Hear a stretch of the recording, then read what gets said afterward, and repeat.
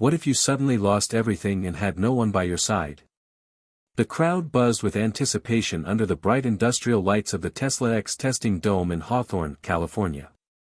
Hundreds of eyes fixated on the sleek metallic cylinder resting on the magnetic rail, its chrome exterior gleaming with promise. Cameras clicked, live streams ran hot, and social media boiled over with hashtags. From the front row, tech influencers adjusted their camera rigs, corporate partners leaned forward, and journalists gripped their notebooks. The man of the hour stepped onto the stage with the casual grace of someone used to rewriting the rules. Elon Musk, dressed in a simple black jacket over a SpaceX tee, surveyed the crowd like a chess master about to make his next move. He offered a nod, then leaned toward the microphone, his voice calm but energized. "You've seen the tests. You've heard the theories. But what if I told you the future is no longer a concept? What if I told you Hyperloop 2.0 is no longer an experiment, it's ready for prime time?" Gasps, murmurs, and cheers rose like a wave. On the massive screen behind him, a short video montage flashed, plasma rings, magnetic fields dancing, pods flying silently through vacuum tubes at speeds that mocked conventional travel. But Elon's voice cut through the excitement with the sharpness of a surgeon's scalpel. This wasn't a solo effort. It never is. Innovation is a team sport. And this team, especially our lead systems engineer Maya Carter, made this leap possible. The spotlight shifted, and all eyes turned to the young woman standing off to the side, almost obscured by a row of polished engineers. Maya froze for a second. Her heart thudded painfully in her chest. Every camera lens pointed in her direction. She felt suddenly transparent, like her doubts and insecurities were projected alongside the celebration. Still, she stepped forward. She nodded, offered a brief wave, and tried to ignore the tight knot in her stomach. In the back of the room, her best friend and colleague Luis grinned and gave her a thumbs up. The man could radiate optimism even in a burning building. As Elon continued, laying out the vision for a continental-scale transport grid, Maya's mind drifted, not from disinterest but from the sheer emotional weight pressing on her shoulders. Just 3 months ago, the prototype had nearly imploded during high-velocity vacuum trials. 3 weeks ago, she'd pulled an all-nighter recalibrating the levitation dampeners. And just 3 hours ago, she was scrubbing last-minute telemetry errors off the control terminal. Now, here she was. Celebrated. Seen. Exposed. Her earpiece crackled. Control to Maya. Visuals clear. Preparing for activation demo. She nodded imperceptibly and whispered back, "Ready on my mark." Elon's voice echoed, "Let's show you what it looks like when science meets purpose." On cue, the Hyperloop pod stirred, floating half an inch above the rail, humming gently like a sleeping beast. Lights shifted from blue to white as superconductors synchronized. The crowd leaned forward instinctively. Maya's finger hovered over her control console, connected wirelessly from the back of the dome. One misfire, and everything could collapse in real time. She glanced up at the crowd again and then out toward the lens of one specific camera mounted on a long mechanical arm above the audience. Somewhere out there, people were watching this live. Maybe in Kansas. Maybe in Kenya. Maybe even in places she couldn't spell. Hit subscribe and leave a comment with where you're watching from. This story might just spark a new beginning, Elon added with a smile. It was half a joke, half marketing, and somehow still true. Maya took a deep breath and tapped the screen. The pod surged forward silently, like a bullet made of light. In less than 6 seconds, it reached the far end of the chamber, 500 meters away, reversed with a magnetic pulse, and returned to rest with not a whisper of friction. The audience erupted into applause. Some stood. Some shouted. Maya just stared at the monitor, trying not to cry. The test had worked. In public. With the world watching. Luis appeared at her side, whispering, "You realize you just outran every train in America, right?" She let out a shaky laugh. Barely. Behind her mask of competence, a storm raged. She could still hear the voice of her supervisor echoing from weeks ago, "We can't afford failure, Maya. Not with Musk on the clock. This isn't college anymore."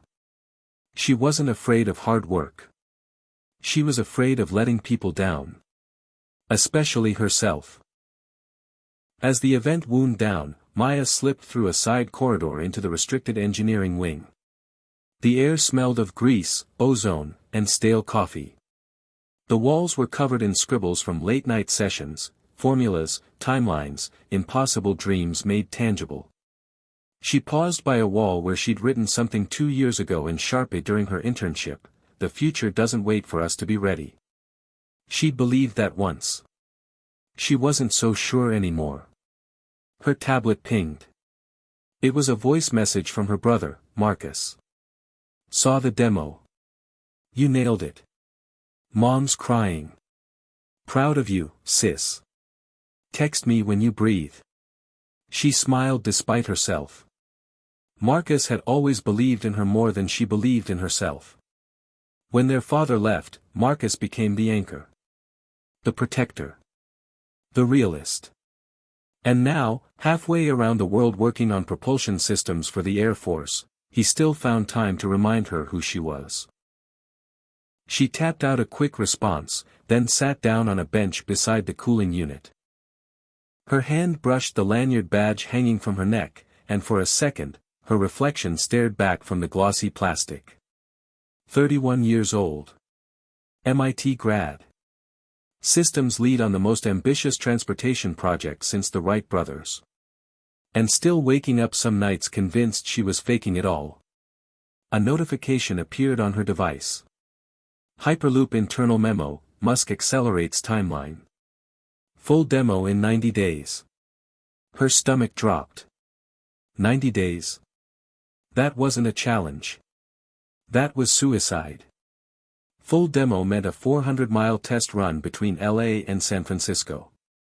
With passengers. In 3 months. She exhaled sharply and closed her eyes. The cameras were off now. The world would sleep tonight dreaming of future travel. But for Maya, the real work was only just beginning. She stood, rolled her shoulders, and walked slowly back into the test bay, the Hyperloop pod glinting under the lights like a promise wrapped in steel. Somewhere in the crowd outside, Elon was still shaking hands, making bold claims. But inside this quiet moment, she let herself feel both the terror and the wonder. What's one thing that always pushes you forward, even when things get tough? For her, it wasn't ambition. It wasn't even legacy. It was something simpler.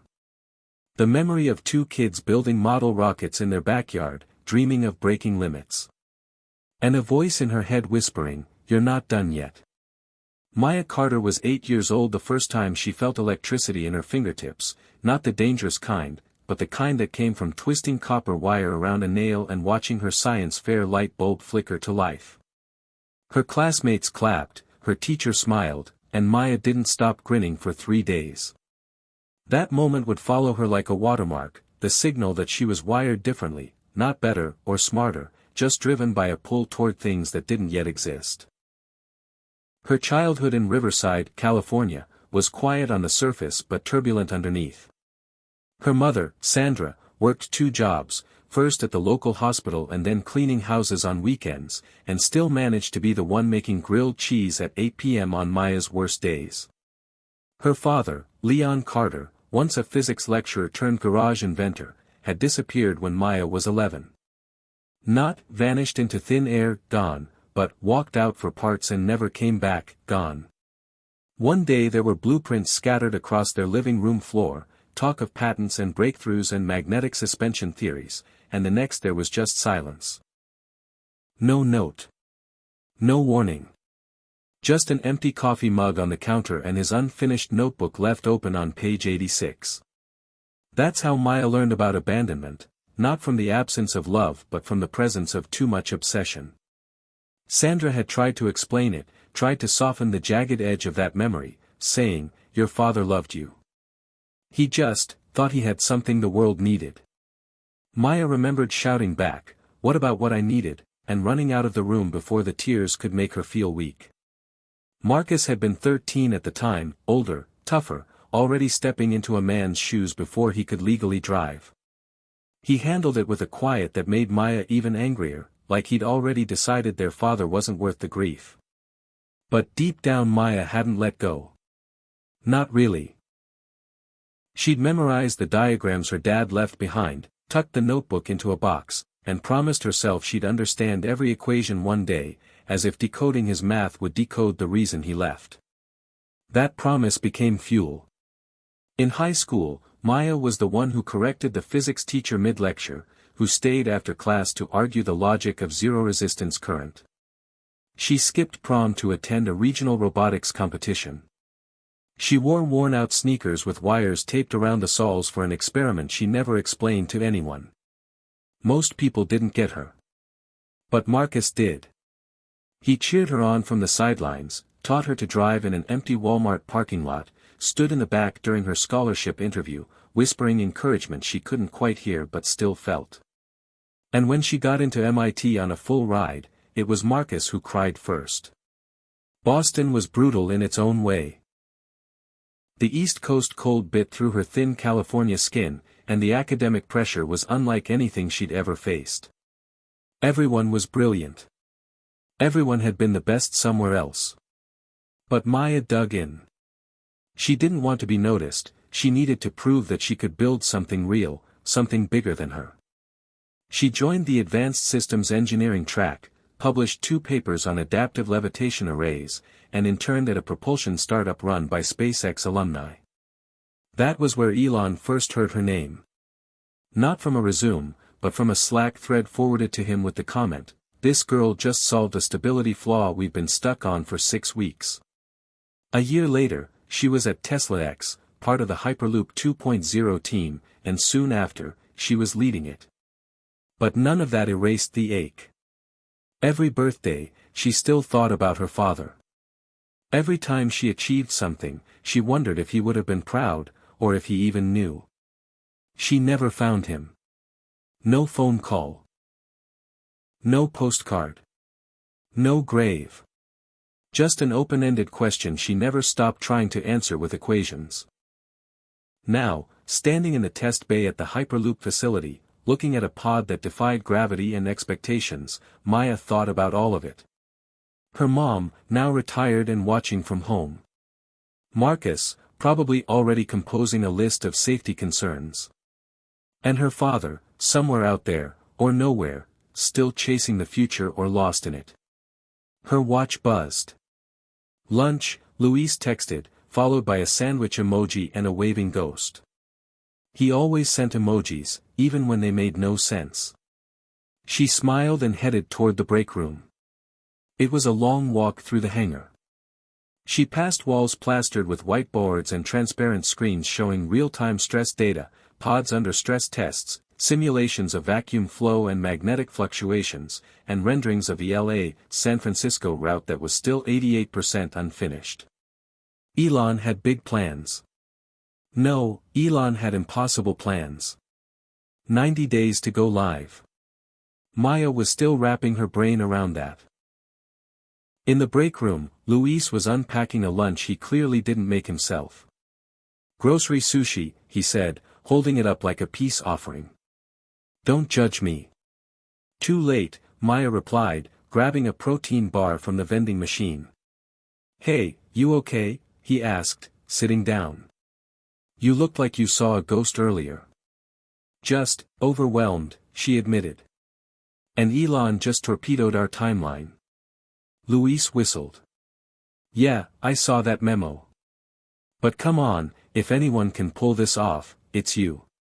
You're basically powered by caffeine and spite at this point."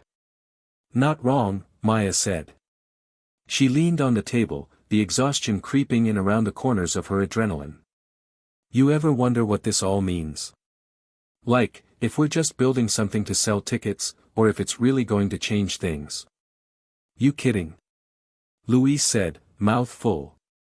"This thing changes everything. Commutes. Cities.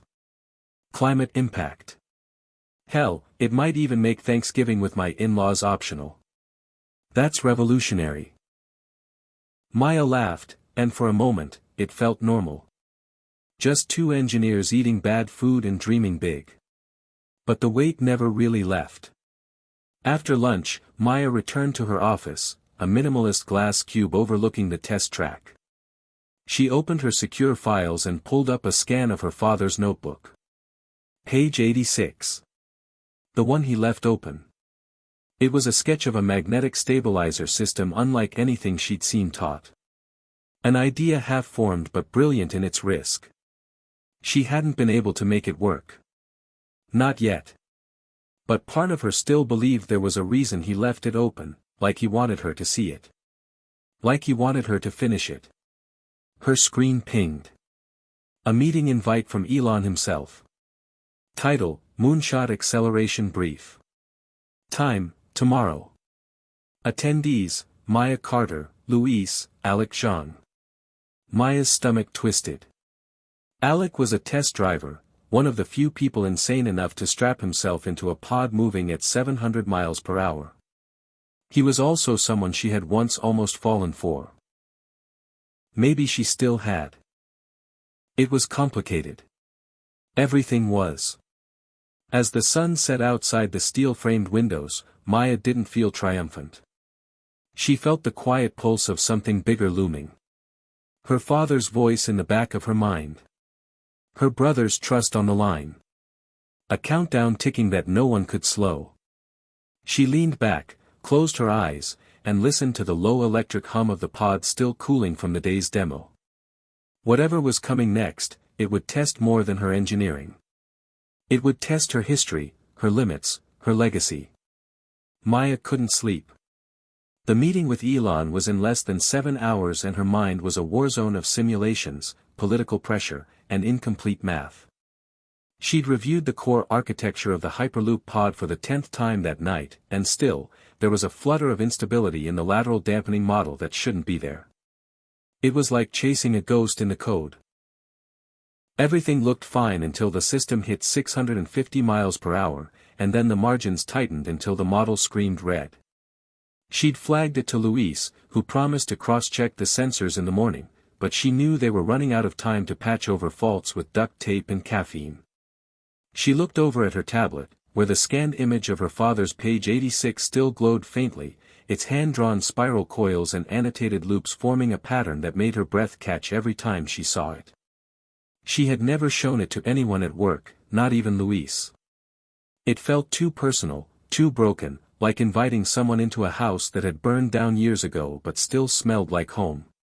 Her hand hovered over the surface, then she closed the screen and stood, stretching her legs as the city glimmered beyond the glass. Los Angeles at night was a quilt of lights and noise, but in this moment, the silence of the Hyperloop control center felt like the edge of a cliff.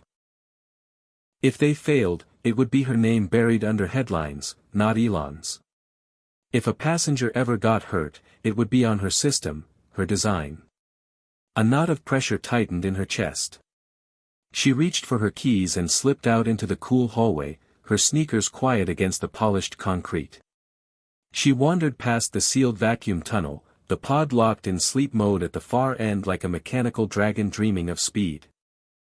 The tubes loomed above her, sealed in reinforced glass and steel, massive arteries waiting to pulse life across a new transportation era.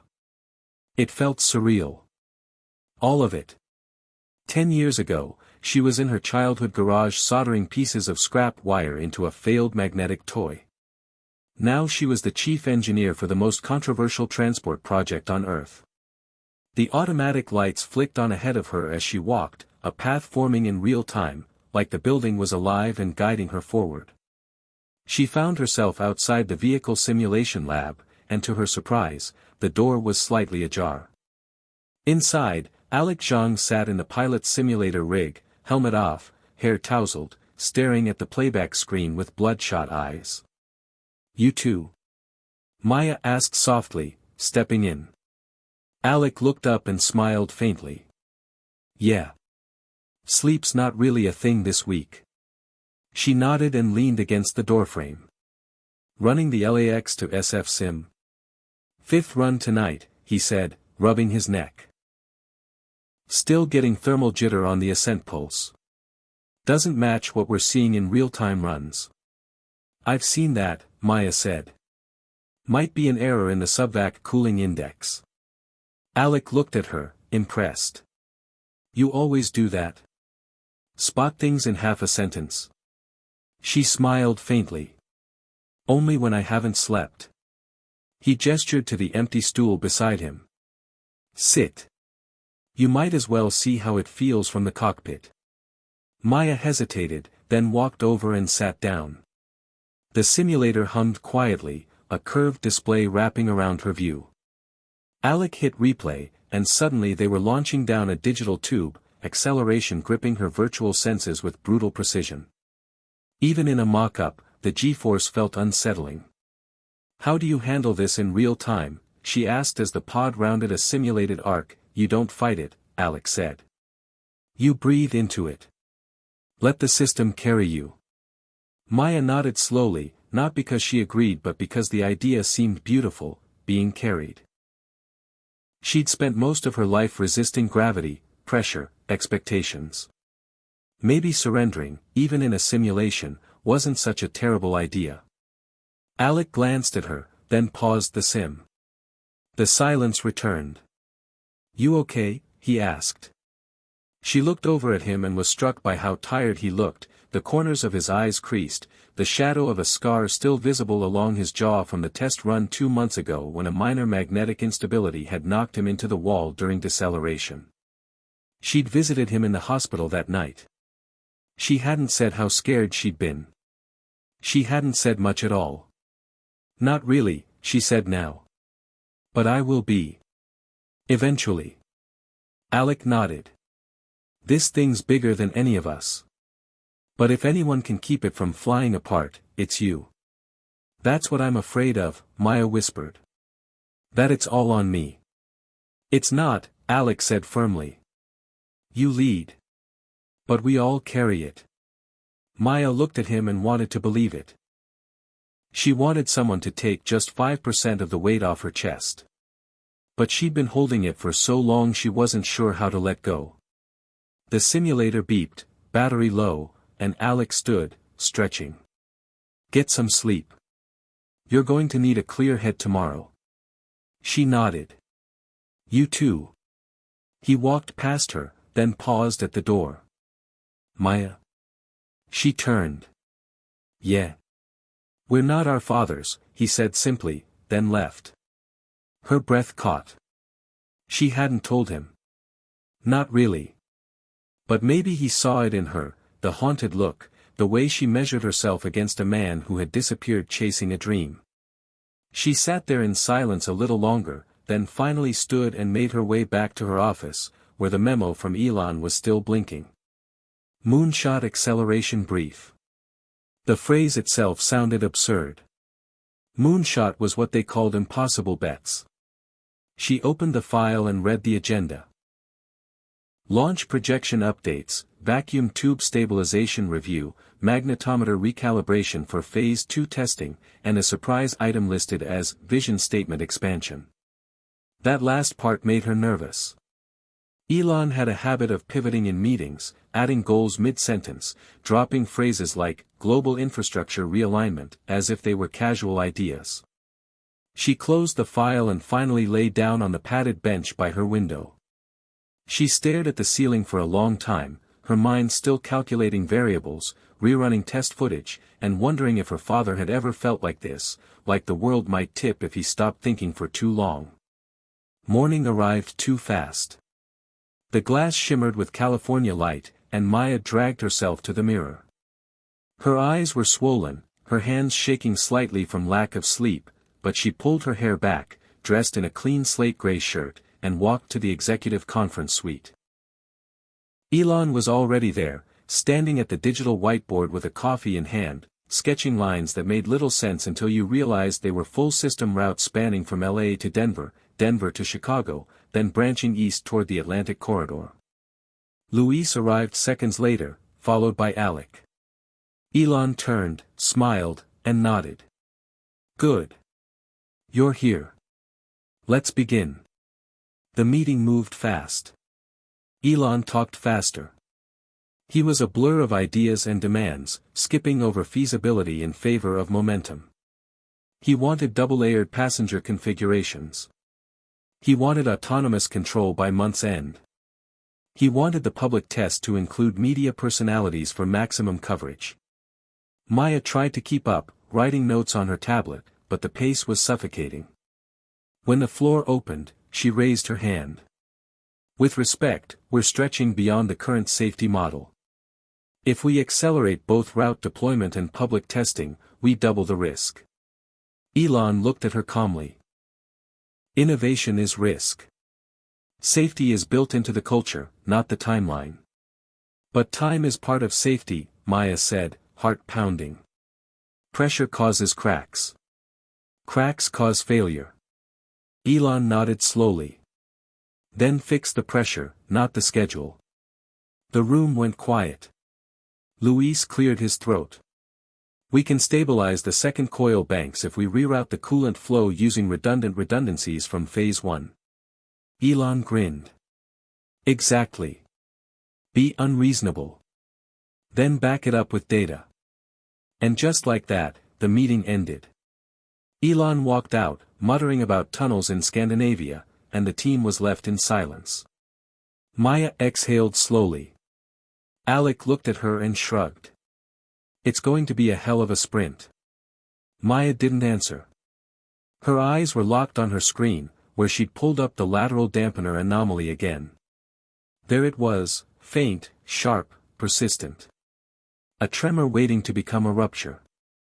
And 90 days to fix it before the world stepped inside that pod expecting a miracle. 3 days after the moonshot meeting, the lab was no longer a workspace, it was a battlefield. Engineers moved like soldiers on a warfront, swapping out modules, running diagnostics, arguing over voltage thresholds, and sleeping under desks in rotating shifts. Maya hadn't left the compound in 72 hours. Her hair was tied up in a knot of defiance, her eyes bloodshot, her badge slightly cracked from overuse. The countdown had begun. 90 days wasn't a goal anymore, it was an execution date. Every system had to be perfect. Every line of code had to function under pressure. Every coil, cable, bolt, and seal had to endure a velocity faster than any ground-based transport had ever reached. Maya stood at Bay 3, watching the primary levitation coil system being reinstalled with newly reinforced housings.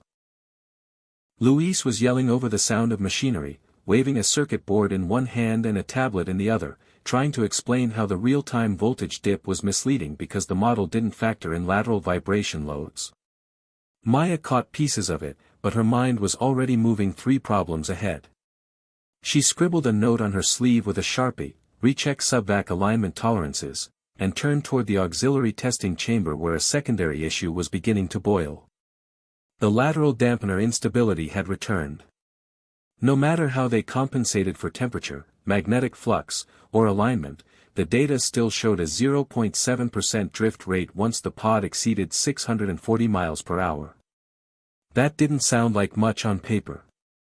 But in a near-vacuum tube at supersonic speeds, a 0.7% drift meant the pod could be pushed into the wall in less than 8 seconds.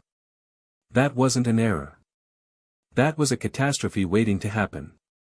Maya, said a voice behind her. She turned to find Anjali Singh, the team's head of predictive modeling, holding a printout of the latest thermal variance report. You need to see this. Maya scanned the chart and frowned. Thermal spike again. Anjali nodded. Same spot in the model. Time stamps identical. It lines up with where we crossed the fault line north of Palmdale. The San Andreas? Maya asked. Yeah. Seismic microvibrations. Too small to feel, but it throws off the levitation field just enough to trigger the drift. Maya closed her eyes for a second. Of course. They'd optimized the pod for perfect conditions, but the real world was never perfect. Even the Earth itself trembled. Okay, she said. We'll need an adaptive feedback loop. Something that responds to vibration in real time and adjusts the field geometry. Anjali raised an eyebrow. You mean, like your dad's stabilizer loop? Maya's chest tightened. What do you know about that? Louise showed me your scan, Anjali said gently. Page 86. It's brilliant. Maya swallowed. Part of her wanted to yell. Part of her wanted to hide. But mostly she felt exposed. It's incomplete. He never finished it. So finish it, Anjali said. We don't need perfect. We need progress. Maya stared at the report again. Her father's design wasn't just theory.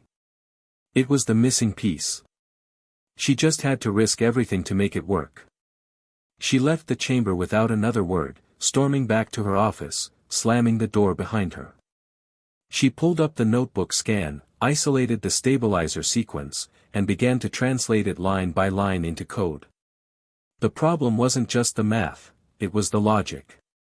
Her father had used recursive dampening loops built off of analog feedback rather than digital optimization. That was unheard of. And dangerous. But it also meant it could respond faster than modern algorithms under the right conditions. She ran a test sim. Error. Recompiled. Error again. She rewrote the integration model, feeding it real-time vibration curves from Palmdale's seismic logs. The pod held stable for 3 seconds. Then 4. Then it failed. But the failure happened later each time. She was getting closer. She didn't hear the knock at her door. Luis walked in holding 2 coffees and placed one beside her. You're either going to save this project or burn out trying, he said. Maybe both, Maya replied, not looking up. Luis watched the code fly across her screen, then sat beside her. You know, I always thought you were trying to build the future. But now I wonder if you're trying to rewrite the past. That hit harder than she expected. She looked at him. You think I'm doing this for him? I think you're doing this for you. But you still talk to a ghost every time you touch this system. Maya's shoulders dropped. He left. And I still need him to know I finished what he couldn't. Maybe he already does, Louise said. Or maybe this isn't about him at all. Maybe it's about proving to yourself you were never broken by what he did. Maya looked back at the screen. I don't know who I'd be if I stopped chasing him. You'd be Maya Carter. The woman who just kept the Hyperloop from blowing up Palmdale. She smiled weakly, then tapped enter. The sim ran again. The pod hit 645 miles per hour. Then 650. No drift. The feedback loop held. 5 seconds. 10. 15. Still stable. It's working, she whispered. Oh my God, it's actually working. Luis pumped his fist. Now we just have to implement it without crashing the system. Maya stared at the model. This was it. The key. Her father's ghost had just given her the fix. Or maybe she'd given it to herself. Either way, the real countdown had started now. 21 systems would need to be updated to handle the new loop. Training protocols for test drivers would need rewriting. Regulatory paperwork would have to be manipulated or ignored. And Elon would need to be convinced this wasn't another delay. It was the breakthrough they needed. That night, the whole team stayed. Even Alec. Even the quiet interns who usually snuck out after midnight. They set up camp in the main hall. Whiteboards filled up, code flew across screens, physical models were pulled apart and rebuilt on the fly. Maya stood at the center, calling out adjustments like a conductor in a symphony of chaos. No more simulations, she announced at 3:24 a.m., we run the real test. Tonight. That's crazy, someone said. Exactly, Maya replied. So let's make it brilliant. The pod was rolled into position, its hull gleaming under emergency lights. The new stabilizer loop, codenamed Phoenix, had been manually patched into the lateral coil housing and synced with the central processor. Alec suited up, stepping into the cockpit with a smirk. "If I die, I'm haunting your office," he joked. "Just don't mess up my screensaver," Maya replied. The pod sealed shut. The system booted. The vacuum chamber pressurized. Maya stood at the command console, every nerve on fire. "Phoenix loop engaged," she said. "Velocity target, 700 miles per hour. Emergency override armed." The countdown began. 5, 4, 3, 2, 1. The pod launched. It roared silently down the track, the shockwave flickering across the chamber walls, the readings clean and crisp. 620, 640. 665, then 690. "Stabilizer is holding," Luis called out. "No drift. No wobble. We're clean." The screen showed the pod slicing through the tube like a scalpel through silk. Maya watched as it hit 703 miles per hour, then began its deceleration loop. The pod slowed smoothly, the Phoenix loop pulsing in sync with the vibration feedback. And then, it stopped. "Right on target." "Test complete," came Alec's voice through the speaker. "Still alive. Bored, even." The room exploded in cheers. People hugged, cried, screamed. Maya just stood there, breathless. For the first time in months, the pressure lifted. For one glorious second, it was enough. She walked slowly to the pod and watched as Alec emerged, removing his helmet. "Smoothest ride yet," he said. "You did it." Maya looked up at the tube overhead, the path they'd just conquered, and let herself believe. Maybe, just maybe, they had a shot at pulling this off. But the celebration would be brief. Tomorrow, they'd have to show Elon. Then the media. Then the world. And no one would care how tired she was, how scared, how much of her past had bled into every line of code. All that mattered was what came next. The dream was now a prototype. And the countdown to reality had truly begun. Elon Musk arrived in a blacked-out Cybertruck just past noon, the California sun reflecting off its jagged armor like a threat. He didn't bring an entourage this time. No security, no assistance. Just him, a reusable water bottle, and that look on his face, the kind that meant he'd either tear your world apart or rebuild it in a day. Maya watched from the mezzanine as he walked into the control bay, hands in his pockets, eyes scanning everything without stopping. Luis nudged her. "He's in hunter mode." "When is he not?" she murmured. Elon turned and spotted them, offering a quick nod before making a beeline toward the test chamber. "So," he said as he reached them, "you solved the drift?" Maya took a breath. "Yes. It's not in the tube alignment. It's seismic. Vibration near the San Andreas. The original control loop couldn't adjust fast enough, but we built a real-time feedback model." Elon raised his eyebrows slightly. "Analog?" "Hybrid," Maya replied. "Digital override. But the core dampener is looped on real-time vibrational input using preemptive resonance correction." "Preemptive resonance," Elon repeated. "That's ambitious." "It worked," Maya said. "We've got stable runs past 700 miles per hour. Alec can show you the data." Elon looked at Alec, who just shrugged like it was the easiest thing in the world. "Smoother than a Tesla at 60. Elon cracked a small grin, then turned to Maya. "Walk me through it." They moved into the operations lab, where the test rig still smelled of melted plastic and ionized air. Maya pulled up the Phoenix Loop schematics and began the explanation. Elon didn't interrupt, not even once. He just nodded occasionally, murmured in agreement, and once tilted his head at a line of code. "Your recursive banding logic, this isn't from a university model." Maya hesitated. It's adapted from an older prototype. Handwritten. My father's. Elon's expression didn't change. What happened to him? He disappeared when I was 11, Maya said quietly. He was working on something similar. He left his notebook. This was on page 86. Elon leaned closer, looking at the scan. Then he stepped back. Brilliant, he said. Messy. But brilliant. You made it work. Maya nodded. She didn't expect praise, but it landed like a weight she didn't know she was carrying. Elon paced for a moment, then turned. We're going to demo this. Publicly. In 30 days. The air left the room. Luis muttered something under his breath.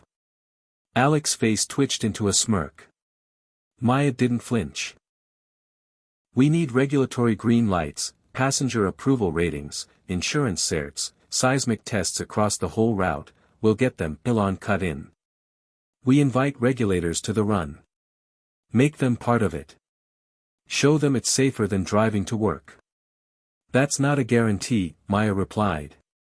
It is, Elon said. If we believe it is. And just like that, the decision was made. Elon didn't ask for permission. He never did. He announced. He declared. And the world usually followed. Maya stayed behind after the meeting, staring at the route diagram. The full LA to SF route was now marked in red, with critical sections outlined in yellow.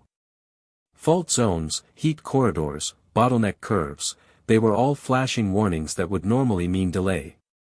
But there was no time for delay. Not now. Not with Elon's deadline hanging over them like a blade. 30 days. She turned to Luis. Get the calibration team on 24-hour cycles. I want every route segment run through Phoenix at full speed. We'll need 3 more test drivers, he said. Alec can't do all the runs. Find them. And get press containment ready. Once this leaks, we're going to get swarmed. Luis nodded, already walking. Maya sat down and opened the HR database. She knew who she needed next. Test Pilot 02, Camila Dorsey. Former Air Force, now freelance commercial simulator analyst. She'd turned down their earlier offer. Said it was too theoretical. Maya drafted a message, Camila. It's real now. And it needs a pilot. You in? She stared at it for a moment, then hit send. Within 15 minutes, Camila replied, send the suit. 1 hour later, she was on a flight from Houston. The team pulled together like an organism under threat. Departments that hadn't spoken in months began working like a symphony. Adjustments to the vacuum regulator. Modifications to the cooling loops. A full-scale emergency evac plan reviewed and revised. The system was going live whether it was ready or not. And Maya was the one who had to make it ready. The next test run with Camila in the pod was smoother than the previous ones. She handled the controls like she was born in the cockpit. If this thing had wings, she said through the comms, I could fly it to Japan. Elon called after the run. Camila's a keeper. You called her? Maya asked. I sent her a Neuralink headset 6 months ago. She's been tracking us since the first magnetic test. Maya felt her throat tighten. She wasn't the only one being watched. What happens if this works, she asked. If we actually get the public demo right? It scales, Elon said. Hyperloop 2.0 becomes a spine for the modern world. City to city. Country to country. Zero emission, subsonic transport. We rebuild infrastructure around it. We redefine civilization. And if it fails? There was a pause. Then it was still worth trying, he said, and hung up. Maya closed her eyes for a moment. The enormity of it all felt like pressure in her skull. She wasn't sure if she wanted this much weight anymore. Or if she ever had. Late that night, she went to the main hangar. Alec was there, running solo simulations again. "You ever think we're in over our heads?" she asked, sitting next to him. "Every day," he replied. "But that's how I know it matters." "You're not scared of dying?"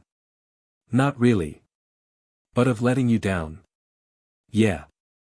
That keeps me up." She looked at him. "You're an idiot.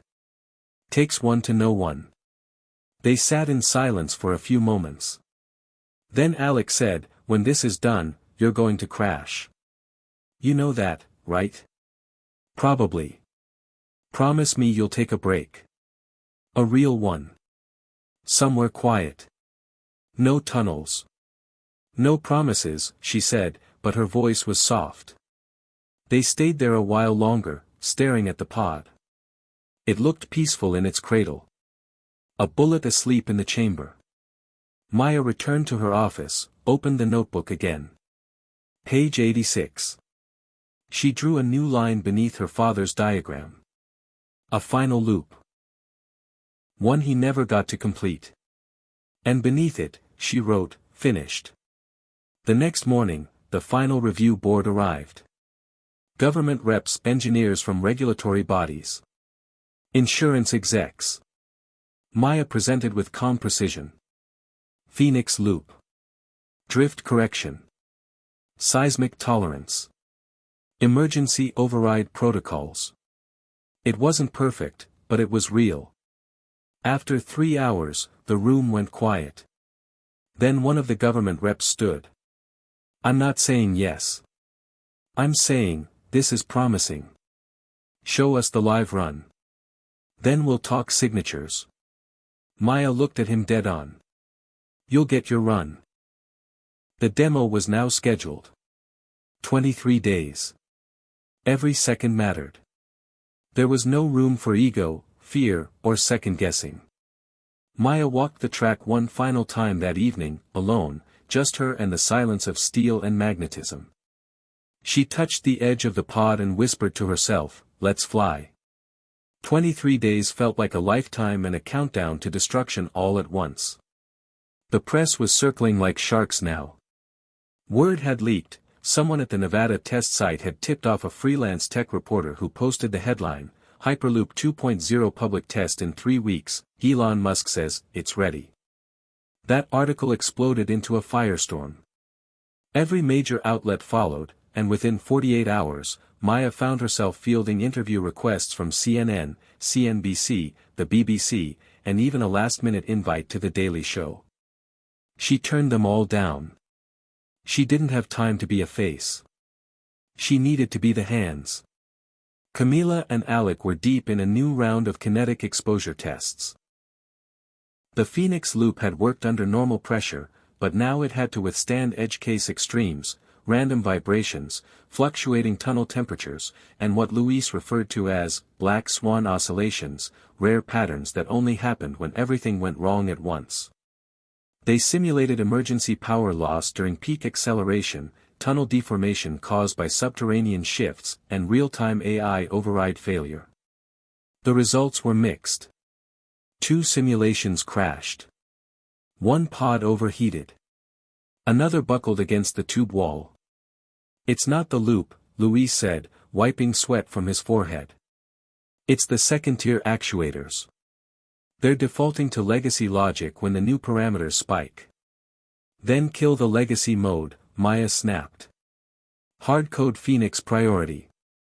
I want that in by morning." "That's a huge risk," Anjali said from across the room. "If Phoenix fails, there's no fallback." "Then Phoenix doesn't fail," Maya said. "Not anymore." Everyone fell silent. The only sound was the soft hum of the master control terminal. Alec looked at her. "You okay?" She looked at him, expression unreadable. "I don't know. But I'm committed." They worked through the night again. Elon appeared at 3:15 a.m., walking in with a grin and 2 large bags of protein bars. "Thought you guys might be hungry." He dropped the bags and looked at the nearest screen. What's the status on heat expansion tolerance? Within limits, barely, Anjali said.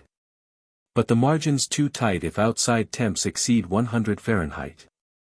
Which they will, Elon said.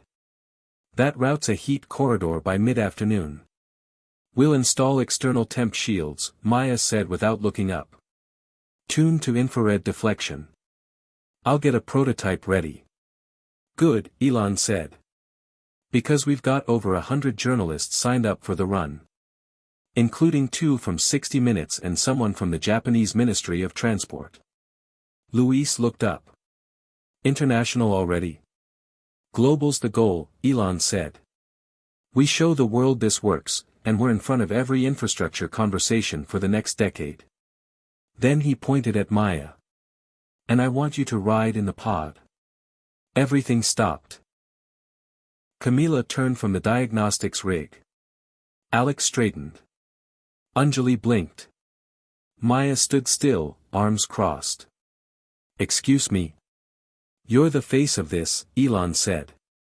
You built Phoenix. You solved the drift. If you believe in it, you ride it. I'm not a test pilot. You don't have to be. The pod is autonomous. But the world needs to see a human story. And they need to see you. I'm not interested in PR, Maya said. You're not. But the people are. Maya said nothing. Elon shrugged. You think about it. But the answer should be yes. He turned to Luis. Have the media team coordinate the seating.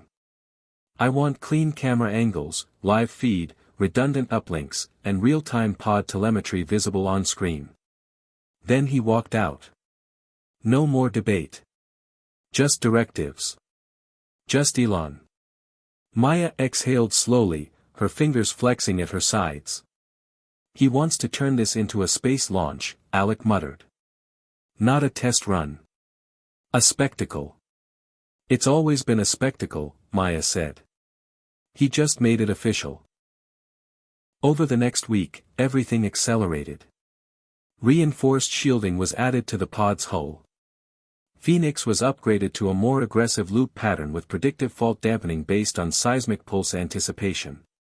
Maya called it ghost steering. The system could feel the tremors before they happened and adjust the magnetic field proactively. It was pure intuition. Pure risk. But it worked. The test pods held steady under every trial. Camila clocked in a new record, 715 miles per hour without a single warning flag. You need to prep for the ride, she told Maya afterward.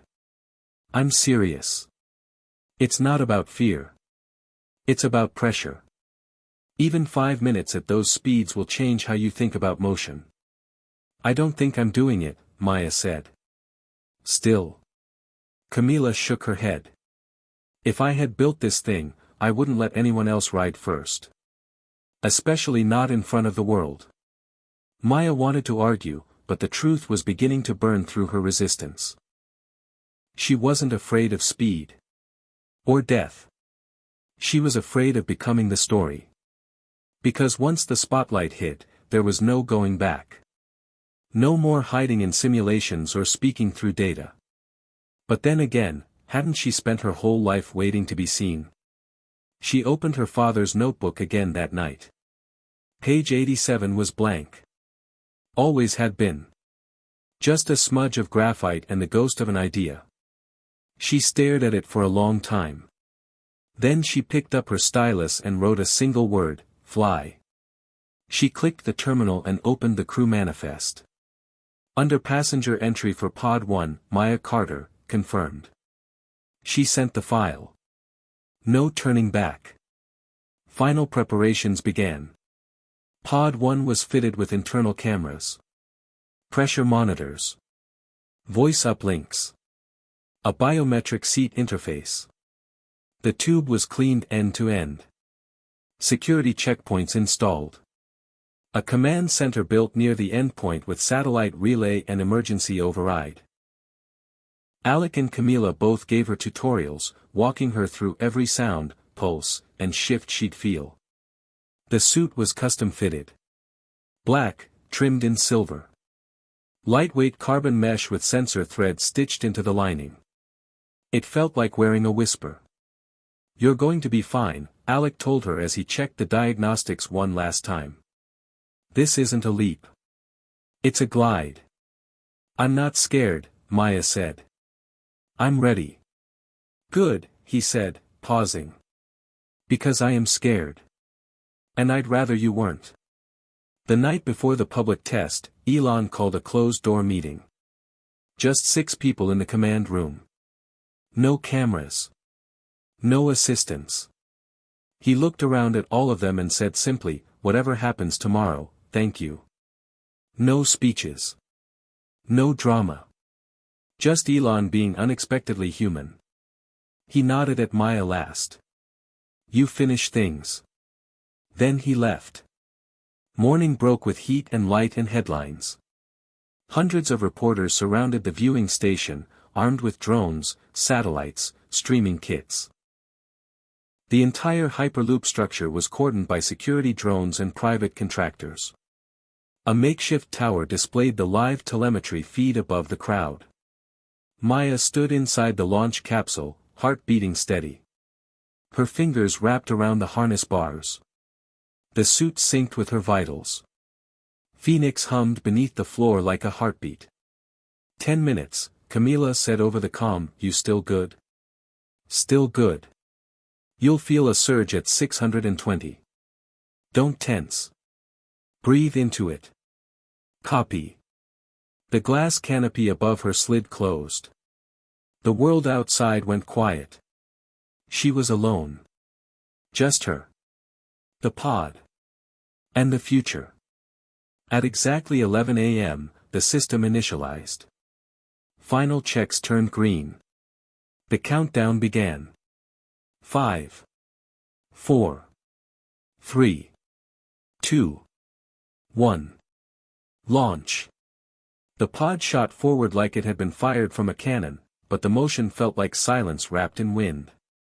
Acceleration pressed against her chest, but the suit absorbed most of it. The magnetic field danced with precision, adjusting for every micro-movement, the Phoenix loop adjusting in real time. 600 miles per hour, 640.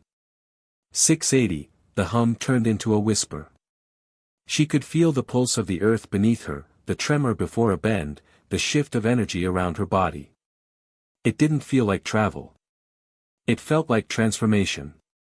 710, 719. She was past the record. Then, silence. The pod glided the last 3 miles in near-perfect stability. No shake. No shift. Just stillness. She blinked, breath steady. The pod began to slow. 600, 400. 180, 60. 0, the door opened. Light flooded in. She stepped out. The crowd erupted. Flashbulbs.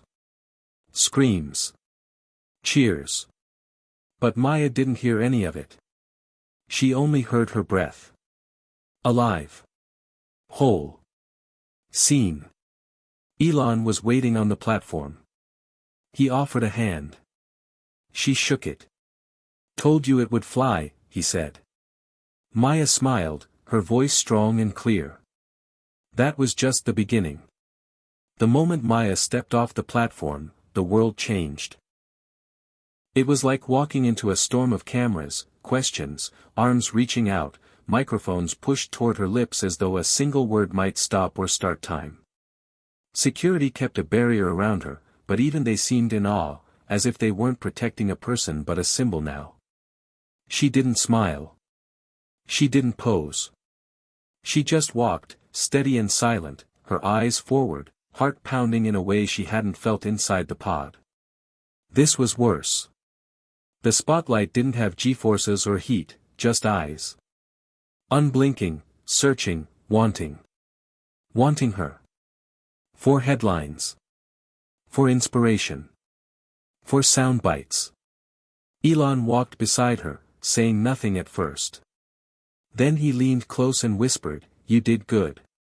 "We all did," she replied. "That was you," he said, voice firmer. "They don't know how many times this almost died.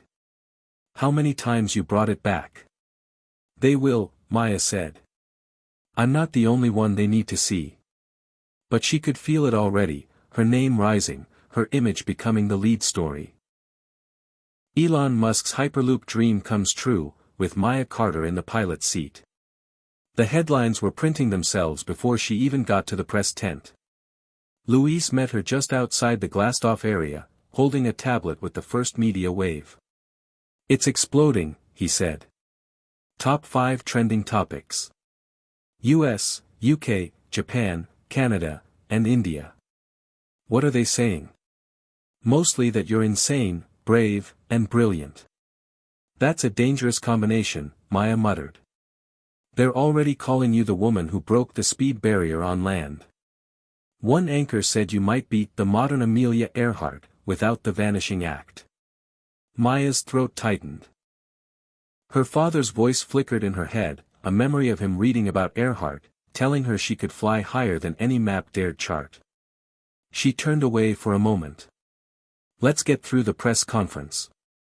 The stage was minimal, a backdrop with the Hyperloop logo, a long table, nameplates. Elon sat beside her, flanked by Camila and Alec, with Anjali and Luis filling out the panel. Reporters packed the front row, digital recorders and phone cameras pointed like weapons. The moderator nodded to Maya first. "Ms. Carter, you've just ridden the world's first full-scale, human passenger Hyperloop pod. What do you want people to know about this moment?" She took a slow breath. "This isn't about me. This is about possibility. It's about everyone who told us it couldn't be done. It's about every late night, every failed simulation, every setback that became a breakthrough. We didn't build this to make headlines. We built it because the world needs a better way forward. Today, we proved that future isn't just an idea, it's real. And it moves at 700 miles per hour." The room broke into applause. She saw Camila grin beside her. Alec winked. Elon gave the tiniest nod. Questions came fast. What's next for Hyperloop? Will it be commercialized? What about safety standards? How will international markets respond?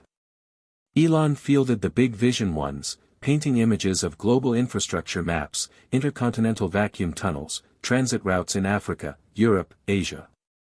Luis spoke to the tech. Anjali to the modeling. Alec cracked a few jokes. But Maya noticed every time the questions came back to her. What was it like in the pod? Were you scared? What pushed you forward? She gave honest answers. But inside, a strange detachment had settled. She was floating, still in the tunnel in her mind, still wrapped in silence and speed and the knowledge that she'd crossed a boundary no one had ever touched before. It wasn't just a ride. It was a rebirth. The conference ended in a blur. That night, she stood on the roof of the Hyperloop terminal alone. The stars were out. No wind. Just the hum of LA miles away and the quiet crackle of cooling metal below her feet. The door behind her opened. Alex stepped out. 2 coffees in hand. One with too much cream, one with way too much sugar, he said. Just how you hate it. She smiled and took the wrong one on purpose. You're a media darling now, he said. They're already booking you for morning shows. I don't want any of it. You're gonna get all of it. She looked out at the dark horizon. You think this will hold? The hype? For a while. Then something else will come along. But the track's still here. The pod still runs. Doesn't matter if the cameras leave. It does a little, she admitted. We need funding.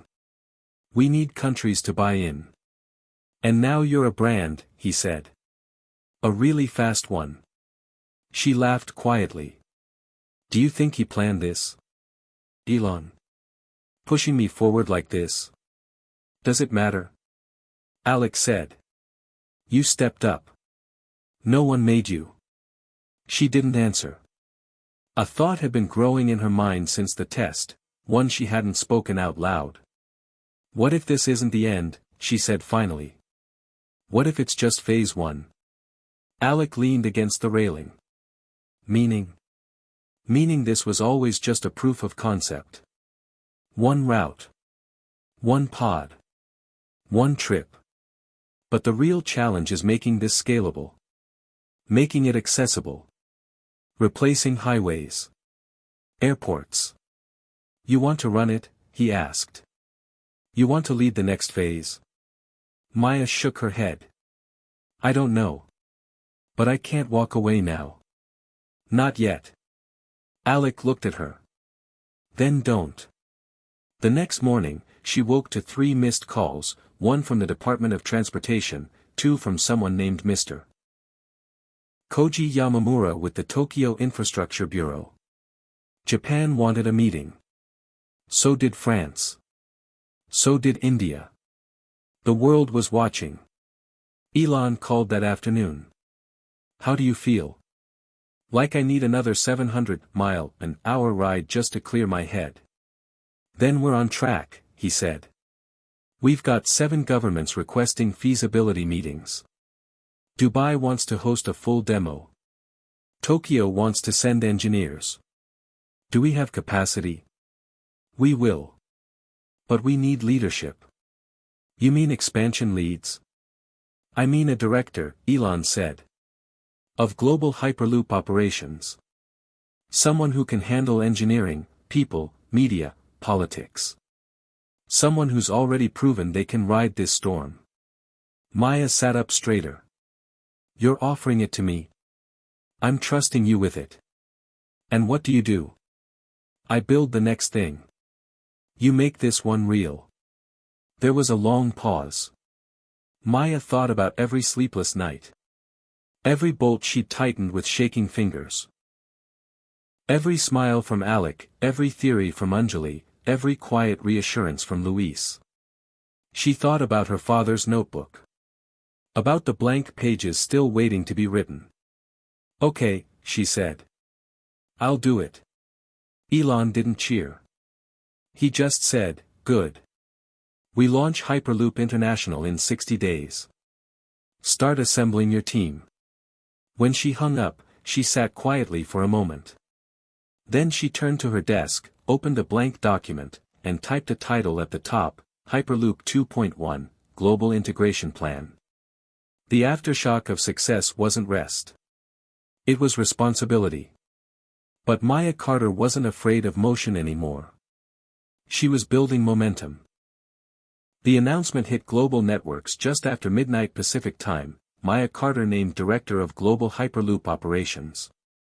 Within hours, the message had spread to every major tech and transportation outlet around the world. The press release was clean, focused, understated, just the way Maya had written it. No grand declarations. No overblown titles. Just facts. The Hyperloop had worked, it was scalable, and now they were moving into phase 2, with Maya leading the charge. She was already at her desk when the first requests rolled in. France wanted to explore a Paris to Lyon route. India proposed Mumbai to Pune. The UAE offered an open corridor between Abu Dhabi and Dubai. Japan sent blueprints and 2 entire teams of engineers. It was real now, not a prototype, not a dream. This was infrastructure. The future was asking to be built, and Maya had to decide how to answer. She didn't sleep more than 2 hours a night that first week. Calls with urban planners in Brazil at midnight, climate simulation meetings with the EU at dawn, test route analysis with Saudi logistics teams in between. Her team doubled in 10 days. Alec was now Chief Systems Integration Officer, which he said made him sound like a software cult leader. Camila joined as Head of Operations. Luis stayed on as Senior Risk Architect. Anjali took over a new division focused on tunnel automation and AI route optimization. Maya moved between departments like a conductor, setting tempo, asking questions no one else had thought to ask, chasing weak links and turning them into keystones. And even as her world turned faster than the pod ever had, she never let go of one question: what happens when we scale this too fast? It was Elon who brought the answer. He showed up at headquarters 3 weeks into Phase 2, just as the Tokyo deal was nearing signature. "You're getting resistance in the EU," he said bluntly. "Berlin's nervous about cost sharing. Madrid wants more control." Maya looked up from her war board, a wall of route maps, timelines, and flagged issues. "They're not the only ones. The French team wants access to Phoenix's core code. India wants regional autonomy. Everyone wants a piece." "That's good," Elon said. "Means it matters. Or it means we're about to fracture the tech before it gets a chance to unify." He tilted his head. "What's your proposal?" "We treat Hyperloop like a new kind of internet. Not owned, but licensed. Standardized, secure, globally modular. A protocol, not a brand." Elon raised an eyebrow. "Like TCP/IP for transportation." "Exactly. That's going to piss off a lot of governments. It's the only way to scale without turning into 20 competing systems that don't talk to each other." He looked at her for a long moment, then finally smiled. "Do it." That night, she called an emergency session with her leadership team. They worked until 4:30 a.m., hammering out the first draft of the Hyperloop Global Standard Protocol, HGSP. It outlined everything from pod interface specs to magnetic field tolerances, AI collision failovers to atmospheric pressure thresholds. It was dense, precise, inflexible where safety was concerned and brilliantly open where innovation lived. Maya didn't sleep at all that night. When the Tokyo team reviewed the proposal, they signed immediately. "A unified standard is what we hoped for," said Mr. Yamamura during the next call. "Japan is fully committed to HGSP. France followed a day later. Brazil sent a signed agreement within 48 hours. Resistance was fading, and Maya could feel it. Hyperloop was becoming real in a way no transport system had ever been. Not a national project. Not a corporate gimmick. A planetary solution. And then the first crack appeared. It came from a small but aggressive startup in Texas called Vextron Rail. They had reverse-engineered part of the Phoenix loop from leaked blueprints and were building their own version, cheaper, rougher, and designed without seismic correction. Their CEO, Evan Griggs, was young, brilliant, and unapologetically reckless. He called a press conference and announced that government red tape won't stop American ingenuity from beating the billionaires at their own game. Maya saw the footage on mute while reviewing desert corridor routes for a UAE build. She didn't need to hear his voice to know the danger. "This could unravel us," Louise said, watching over her shoulder. "If someone dies in one of those knockoffs, Hyperloop gets the blame." "He's not part of HGSP," Maya said. "We can make that clear. The public won't care. They'll see a tube. A pod. And if it crashes, it's our name in the headlines. Then we make it clear what's real and what's not." She held a press briefing the next morning, flanked by Elon and the Tokyo delegation. Her voice was firm, deliberate. "The Hyperloop global standard exists to ensure safety, sustainability, and interoperability. Any project not conforming to this standard is not a Hyperloop. It is something else entirely. We urge all nations and innovators to commit to the protocol, for the good of every passenger, every community, every future route." Reporters tried to spin it as a corporate turf war, but Maya refused to take the bait. She never named Vextron. Never attacked. Just restated facts. But the tension was rising. Alec warned her, he's going to force a showdown. Griggs wants attention, and he'll push it until someone breaks. Maya didn't reply. But privately, she began drafting contingency models. If Vextron ran a pod without seismic correction and it derailed, what was the blast radius? What was the atmospheric rupture spread? How many lives would be lost at 600 miles per hour? The math was horrifying. But it had to be done. Then came the moment everyone feared. 3 weeks later, Vextron's test pod launched outside El Paso with a full crew of 5 engineers. No seismic correction. No Phoenix loop. Just speed. The pod reached 620 miles per hour before hitting a vibration pocket near a fault line. The system couldn't compensate. The pod breached the sidewall, cracked open like a soda can. 3 died instantly. 2 were airlifted out, barely alive. The footage didn't leak, but the sound did. A recording from the control room. A final scream. Static. Silence. The story broke in less than an hour. Hyperloop test fails, 3 dead in high-speed crash. Every headline used the word Hyperloop. Despite Maya's warning. Despite the protocol. Her phone exploded with messages. "This is it," Anjali said, pale. "The public won't understand the difference." "Then we make them," Maya said, eyes burning. She stepped in front of cameras within hours, stone-faced, unapologetic. The tragedy in El Paso is not a Hyperloop incident. It was an unauthorized, unregulated system that did not follow any of the safety standards defined in HGSP. We grieve for the lives lost, but we cannot allow reckless imitation to define the future of transportation. Reporters pressed her. Shouldn't the technology be restricted? We don't restrict math, Maya replied. We guide it with wisdom. The Hyperloop must remain open, but never unguarded. Her words were clipped. Clean. Sharp. And they worked. Public sentiment turned, not against Hyperloop, but against Vextron. Lawsuits began. Investigations. The survivors spoke out. We begged them to add the seismic loop. They said it was too expensive. Maya watched the coverage alone that night. The sound of the crash looped in her mind. She thought of her father. Of his warnings. Of the gaps in his notebooks. He had feared this. Not the technology, but the human impulse to cut corners for speed. She stood and walked to the wall in her office. On it, she'd hung a framed schematic of Phoenix, the original, hand-drawn, still stained with grease and ink. She touched the lower corner, where her father's signature had faded. We're not done, she whispered. Not until it's safe for everyone. Elon called an hour later. You handled that perfectly. It shouldn't have happened. But it did. And you reminded the world why standards matter. It still feels like we lost.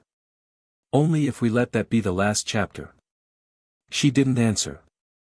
The next morning, she sent a revised HGSP to every government partner. It included a new clause: unauthorized implementations of core transport tech outside of HGSP compliance may result in formal dissociation from all Hyperloop partners and networks. Lives must never be a trade-off. Every partner signed. Even the skeptics. Hyperloop wasn't just an idea now. It was a movement with boundaries, rules, responsibility. It had survived its first public failure and emerged stronger. But Maya knew more challenges were coming. Technology always invites ambition. And ambition, unchecked, was the real danger. Still, as she stood on the rooftop again, watching a new test pod glide through the track in absolute silence, she felt something she hadn't in days. Not fear. Not pressure. But pride. It was working. They were still flying forward. As the dust settled from the Vextron tragedy, Maya found herself standing at the epicenter of a global race unlike any before. Governments and corporations no longer just wanted to participate, they were desperate to lead. The stakes had shifted overnight from proving the technology's feasibility to controlling the future of transportation itself. Every morning brought news headlines announcing new Hyperloop initiatives, alliances, and political posturing. The United States government fast-tracked federal funding for interstate Hyperloop corridors, touting it as a vital infrastructure priority. China, ever the rival, unveiled plans for a nationwide network promising to connect its major cities within hours. Europe grappled with the complexity of unifying 27 countries under the HGSP, each with its own regulatory hurdles and agendas. Amid the cacophony, Maya's role had transformed from technical director to diplomat, strategist, and, increasingly, a political target. Lobbyists from automotive and airline industries bombarded her inbox, warning of economic fallout and demanding special exemptions. Environmental groups pushed her to ensure the Hyperloop's energy consumption stayed clean and minimal. Urban planners debated with her over how to integrate Hyperloop terminals into existing cityscapes without causing disruption. Her days became a relentless series of meetings, negotiations, and public appearances. Despite this, Maya never lost sight of the technology's promise. She insisted that every new project comply fully with the global standard protocol, pushing her engineers to innovate safety systems and expand the AI's predictive capabilities. The pod design evolved with each iteration, becoming sleeker, more efficient, and faster. She approved simulations that tested routes in extreme environments, from the frigid expanses of Siberia to the searing deserts of the Middle East. The challenge was immense, but so was the potential, shrinking continents, connecting cultures, and redefining what commute meant. One afternoon, a delegation from the African Union arrived at headquarters, proposing an ambitious route spanning several countries, designed to bolster trade and ease humanitarian aid delivery. The team was passionate, articulate, and unapologetically optimistic about the impact. Maya listened carefully, knowing this project could define the technology's role beyond developed markets. The African route promised to be a powerful symbol of inclusivity and progress, but it also came with unprecedented challenges. Political instability, infrastructure gaps, and funding uncertainties loomed large. "We want to be part of the future, not left behind it," their lead engineer said. The Hyperloop could be a lifeline. Maya nodded, feeling the weight of responsibility.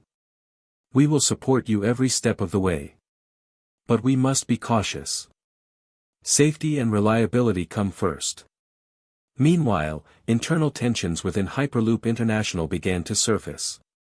Alec, who had been her staunchest ally, raised concerns about the organization's rapid expansion. "We're stretching ourselves thin," he warned during a strategy meeting. "If we lose focus, that's when accidents happen." Camila argued that scaling quickly was the only way to secure contracts and investor confidence. Luis sided with Alec, emphasizing risk mitigation over speed. Maya found herself caught between competing visions. She realized leadership wasn't just about pushing forward, it was about knowing when to pause, listen, and recalibrate. One evening, after a particularly grueling day of negotiations, she called a team retreat in the desert outside Las Vegas, where the original test track lay. They gathered around a fire under the vast night sky, a rare moment of quiet amid the chaos. Maya spoke candidly about her fears and hopes. "We're not just building transportation. We're shaping society. That means we have to be better than just fast or innovative, we have to be responsible, ethical, and inclusive." The team listened, inspired but aware of the mountain ahead. Meanwhile, the media frenzy intensified. Profiles of Maya flooded magazines and online platforms. Some hailed her as a visionary, others questioned her youth and experience. Social media buzzed with debates about the Hyperloop's impact on jobs, the environment, and global inequality. Maya stayed grounded by returning to the test tracks regularly, riding the pods herself to feel the pulse of the project. During one such run, a sudden system alert forced an emergency deceleration. The AI had detected unexpected debris on the track, a reminder that technology depended on vigilance and maintenance, not just design. She spent hours afterward with engineers analyzing the incident, reinforcing safety protocols. In the midst of this, Elon Musk remained a shadowy presence, supportive but increasingly focused on other ventures. Their communications grew brief and transactional. Maya understood that she was now steering a ship much larger than either of them had imagined. Pressure mounted as international summits approached, where trade agreements and joint infrastructure deals would be hammered out. Maya prepared meticulously, knowing that every word could tip the balance between collaboration and conflict. At one summit in Geneva, the tension was palpable. Representatives from rival nations eyed each other warily, debating intellectual property, access rights, and funding allocations. Maya navigated the room with a blend of technical authority and diplomatic finesse, emphasizing shared goals over competition. She presented data showing how interconnected networks could drive economic growth for all participants. By the end of the conference, a preliminary multinational agreement was signed, a fragile but historic step toward global Hyperloop integration. Yet back home, the battle for public opinion raged on. A viral exposé questioned the environmental footprint of building vacuum tunnels under sensitive ecosystems. Activists staged protests outside Hyperloop offices worldwide. Maya knew that winning hearts was as important as engineering feats.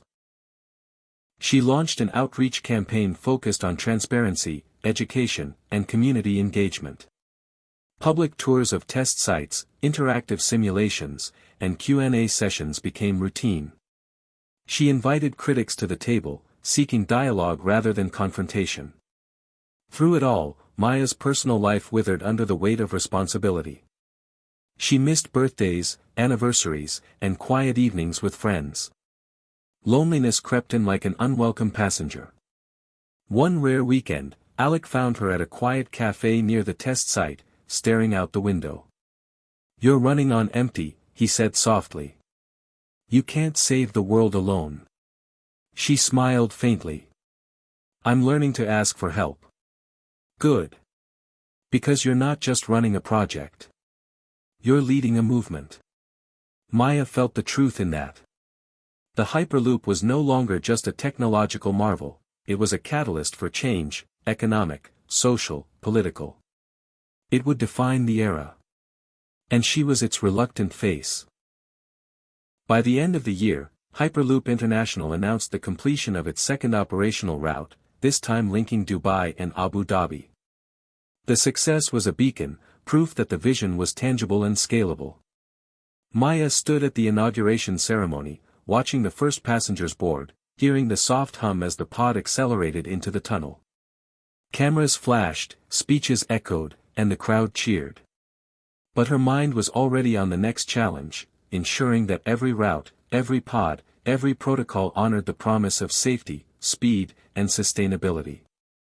Because this was just the beginning. The Hyperloop race was on, and Maya Carter was determined to keep her team ahead of the curve, no matter the cost. Hit subscribe and leave a comment with where you're watching from. This story might just spark a new beginning. What's one thing that always pushes you forward, even when things get tough? The success of the Dubai to Abu Dhabi route electrified the industry, but Maya knew the real challenge was yet to come, breaking geographical and political barriers that had stymied every other transportation revolution before. As she reviewed proposals for the next wave of Hyperloop corridors, her attention was drawn to a bold plan, an undersea tunnel connecting California to Hawaii. The concept was unprecedented, audacious, and riddled with risks. But if it worked, it would shrink the Pacific, connect continents, and change travel forever. The Pacific Hyperloop initiative was led by a coalition of tech firms, environmental scientists, and government agencies.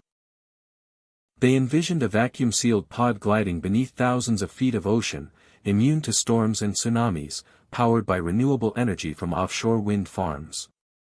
The technical hurdles were enormous: pressure differentials, seismic activity, saltwater corrosion, and emergency evacuation protocols. Yet the potential was irresistible. Maya convened her senior engineering team to assess feasibility.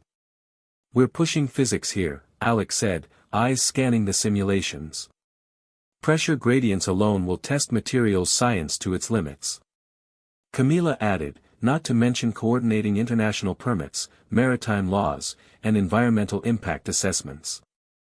Luis leaned in, "We need to build contingency frameworks for disaster scenarios that don't exist yet." Maya listened carefully, aware that this project could redefine Hyperloop's identity. It wasn't just about speed anymore, it was about resilience, adaptability, and pioneering the impossible. Months passed as they designed prototypes and ran computational models.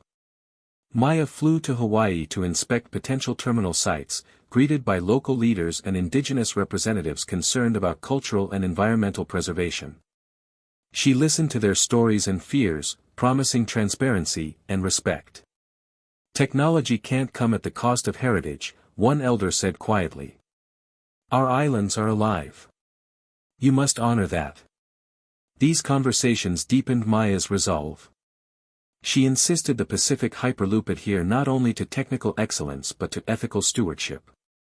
Meanwhile, back in California, opposition swelled. Coastal communities worried about construction disruptions. Environmental groups campaigned for stricter reviews. Politicians debated funding allocations amid tight budgets and competing priorities. Maya found herself navigating a minefield of competing interests, each one a thread in the complex tapestry of modern infrastructure.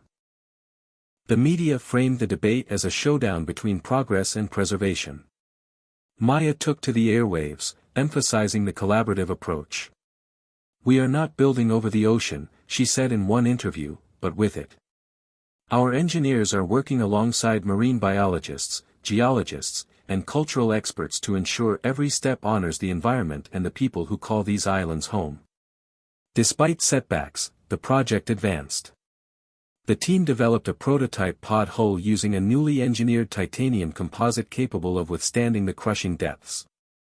AI-powered sensors were programmed to detect microfractures and aquatic life with precision. Maya's leadership style evolved, shifting from directive to collaborative, fostering partnerships across disciplines and borders. Then came the first major breakthrough. In a remote testing facility off the coast of Monterey, the team successfully launched a submersible Hyperloop pod prototype through a pressurized tunnel simulation. The pod maintained perfect integrity despite external pressures mimicking deep-sea conditions. It was a moment of triumph, punctuated by cheers and tears in the control room. Maya allowed herself a rare smile but knew this was just the beginning. As the Pacific project gained momentum, an unexpected opportunity emerged in South America. The Andean Hyperloop corridor promised to connect isolated mountain communities with urban centers, reducing travel time from days to hours. But the terrain was treacherous, high altitudes, shifting tectonic plates, and unpredictable weather posed enormous risks. Maya saw parallels between this and the Pacific endeavor. Both demanded innovation and sensitivity. She sent Anjali's team to lead the Andean project, confident in their expertise. Months later, Anjali reported a critical finding, a new seismic monitoring system that could predict tremors with unprecedented accuracy, allowing the Hyperloop to safely halt before damage occurred. This advance revolutionized safety protocols worldwide. Despite technical successes, the pressure on Maya intensified. Critics accused Hyperloop International of spreading itself too thin, risking quality for quantity. Internal tensions flared as departments competed for resources and recognition. Maya faced burnout, the weight of expectations pressing harder each day. One late night, alone in her office, she reviewed a letter from a young girl named Emma who had written to her after a school visit. Thank you for building the Hyperloop. It makes me believe in the future. The note was simple, but it reminded Maya why she endured. This technology was bigger than contracts or headlines, it was about hope. Inspired, Maya renewed her commitment, implementing new wellness programs for her teams and emphasizing sustainable growth. She also pushed for greater diversity in leadership, believing that varied perspectives were essential to solving unprecedented challenges. The year culminated in the most ambitious public demonstration yet, a fully operational, cross-continental Hyperloop route stretching from New York to Chicago. The line promised to connect two of America's largest economic hubs in under an hour, slashing carbon emissions and transforming commerce. The launch event drew world leaders, investors, and media from around the globe. Maya stood on the podium, heart pounding, as the first passenger pod prepared to depart. The countdown echoed through the terminal. As the pod accelerated, she scanned the monitors, watching speed climb steadily, systems perform flawlessly, until it reached 670 miles per hour. The crowd erupted in applause. The Hyperloop had broken through barriers once thought insurmountable. That night, Maya reflected on the journey from a small test track in the Nevada desert to this monumental achievement. The road had been fraught with peril, setbacks, and sacrifices. But the technology she helped build was more than metal and magnets, it was a beacon of possibility. The next frontier was clear, making Hyperloop accessible, equitable, and integral to everyday life. The race to transform transportation was far from over, but with every breakthrough, Maya Carter and her team moved closer to a world where distance no longer defined opportunity. Despite the groundbreaking technological advances and expanding global routes, Maya understood that the Hyperloop's ultimate success hinged on something far less tangible: people. The human factor, as she called it, was the unpredictable variable no algorithm or simulation could fully capture. Every new station, every pod launch, every mile of track brought with it questions about human psychology, social dynamics, and cultural acceptance. Early on, Maya had assumed once the technology was proven safe and efficient, ridership would naturally follow. But real life proved more complicated. Initial passenger feedback from the Dubai and New York routes revealed mixed emotions. Some riders marveled at the speed and smoothness, others reported feelings of claustrophobia, anxiety, or distrust in the pod's vacuum environment. Surveys indicated that while younger passengers adapted quickly, older travelers expressed hesitation. Maya convened a cross-disciplinary task force, blending engineers with psychologists, sociologists, and user experience experts to understand and address these concerns.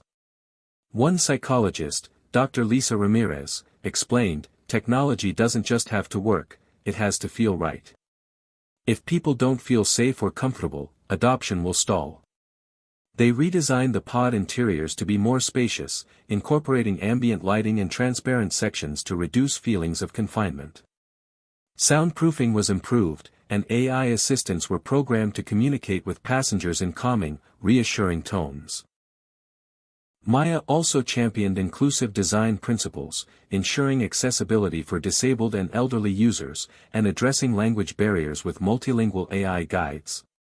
Public education campaigns were launched, including virtual reality simulations that allowed potential riders to experience Hyperloop travel before stepping on board. Maya took these challenges personally. She remembered her own first ride, a thrill tempered by moments of unease. She invited focus groups to the test track, listening carefully to stories, fears, and suggestions. One participant, a retired teacher named Harold, confided, "It's like trusting a bullet train inside a vacuum tube. It's hard to imagine something that fast is safe." These conversations shaped policy decisions around transparency and communication. Maya insisted that operational data be made publicly accessible in real time, fostering trust through openness. The company also invested in community outreach programs, partnering with schools and local governments to familiarize populations with the technology's benefits and safety.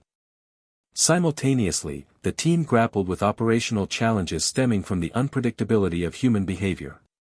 Instances of passenger panic during unexpected stops, disagreements over seating assignments, and even acts of vandalism forced a rethink of security and emergency response.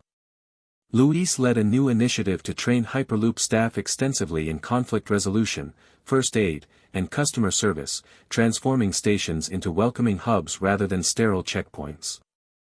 Maya knew that for all the cutting-edge tech, people's lived experience would make or break the Hyperloop's future. On a broader scale, Maya faced the difficult task of managing societal impacts. The rapid decrease in travel times threatened to disrupt job markets, especially in airlines and conventional rail industries. Some communities feared economic decline as local businesses faced competition from better-connected urban centers. Maya worked closely with policymakers to develop transition plans, including retraining programs for displaced workers and incentives for businesses to innovate alongside Hyperloop expansion. She pushed for equitable access, arguing that technology should bridge gaps rather than widen divides. Yet, resistance persisted. Protests erupted in small towns bypassed by new routes, fearing loss of identity and relevance. Maya personally visited several such communities, listening to grievances and advocating for regional development plans that leveraged new connectivity rather than ignored it. These experiences deepened her understanding of leadership beyond engineering, balancing innovation with empathy and social responsibility. In parallel, the international dimension of the Hyperloop introduced unique cultural challenges. Maya recalled a summit in Tokyo where her team struggled to negotiate route standards amid differing national priorities. In some countries, personal privacy concerns complicated AI data collection; in others, political tensions affected cross-border infrastructure projects. Maya embraced these challenges by fostering inclusive forums, encouraging mutual respect and knowledge sharing among global stakeholders. Her approach earned praise but also required constant adaptation. Technology alone could not solve centuries-old geopolitical complexities. Back home, Maya's personal life remained a delicate balancing act. The demands of leadership often left her isolated, the intensity of her role distancing her from friends and family. Anjali, now a close confidant, urged her to find moments of reprieve. "You're carrying the future on your shoulders," she said gently, "but you need to breathe."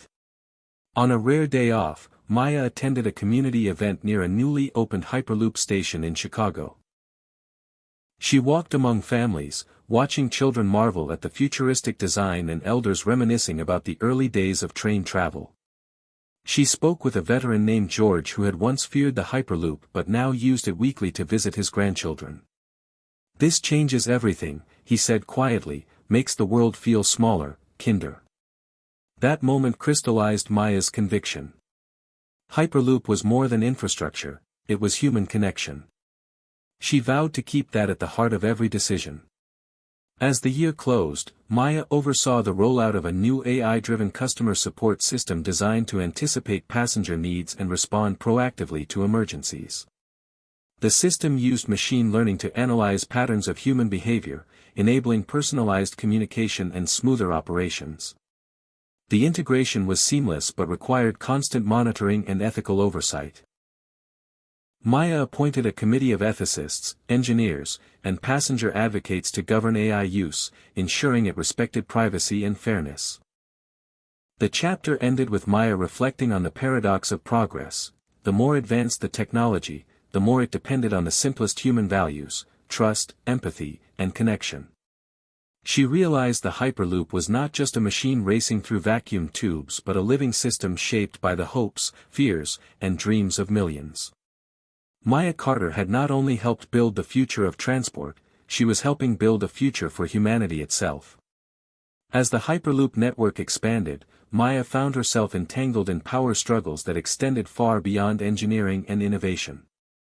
The technology's rapid growth had made it a prized asset in global politics and business, drawing fierce competition from industries threatened by its disruptive potential. The airline industry, long dominant in long-distance travel, launched a coordinated campaign to undermine Hyperloop projects. Lobbyists flooded government offices, emphasizing safety concerns and economic risks, while some airlines quietly invested in competing technologies. Meanwhile, oil and gas interests saw the shift toward electric-powered transit as a direct threat to their core business.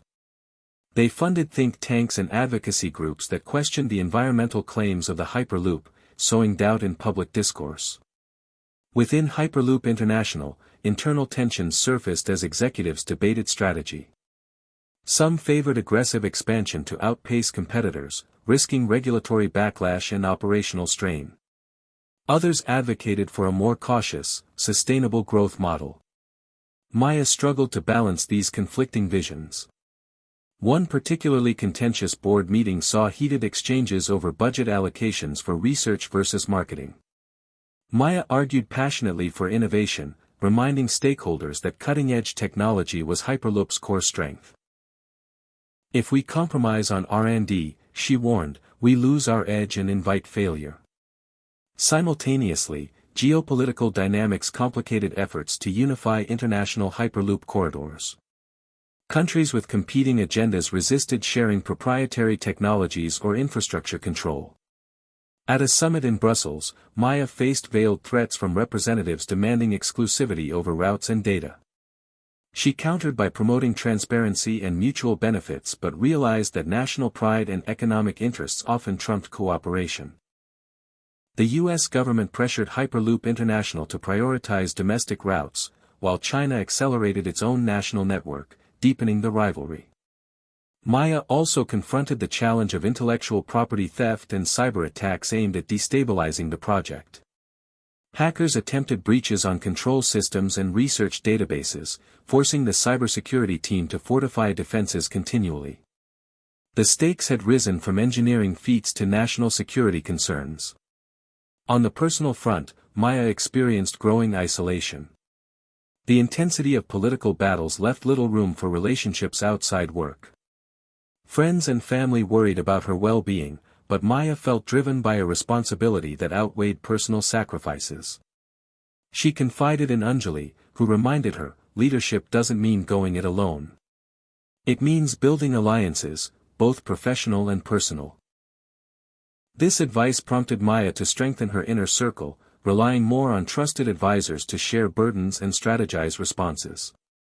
In one pivotal moment, a leaked memo suggested that some board members were entertaining buyout offers from competitors, threatening the company's independence. Maya acted swiftly, rallying loyal executives and shareholders to reinforce their commitment to the original vision. She addressed the staff openly, emphasizing transparency and unity. The episode exposed vulnerabilities but also galvanized the team. At the same time, public opinion wavered under the barrage of conflicting narratives. Maya launched a renewed outreach campaign, highlighting real-world benefits, reduced commute times, job creation, environmental impact, and spotlighting personal stories of Hyperloop users. She appeared on talk shows and podcasts, engaging directly with skeptics and advocates alike. Behind the scenes, Maya negotiated discreet partnerships with airlines and traditional transit agencies, recognizing that cooperation could be more effective than confrontation.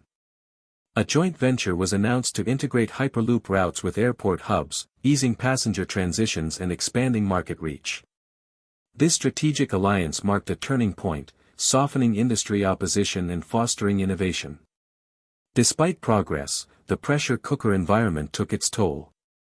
Maya suffered from stress-induced insomnia and bouts of self-doubt. She questioned whether the technological dream could withstand the human complexities surrounding it.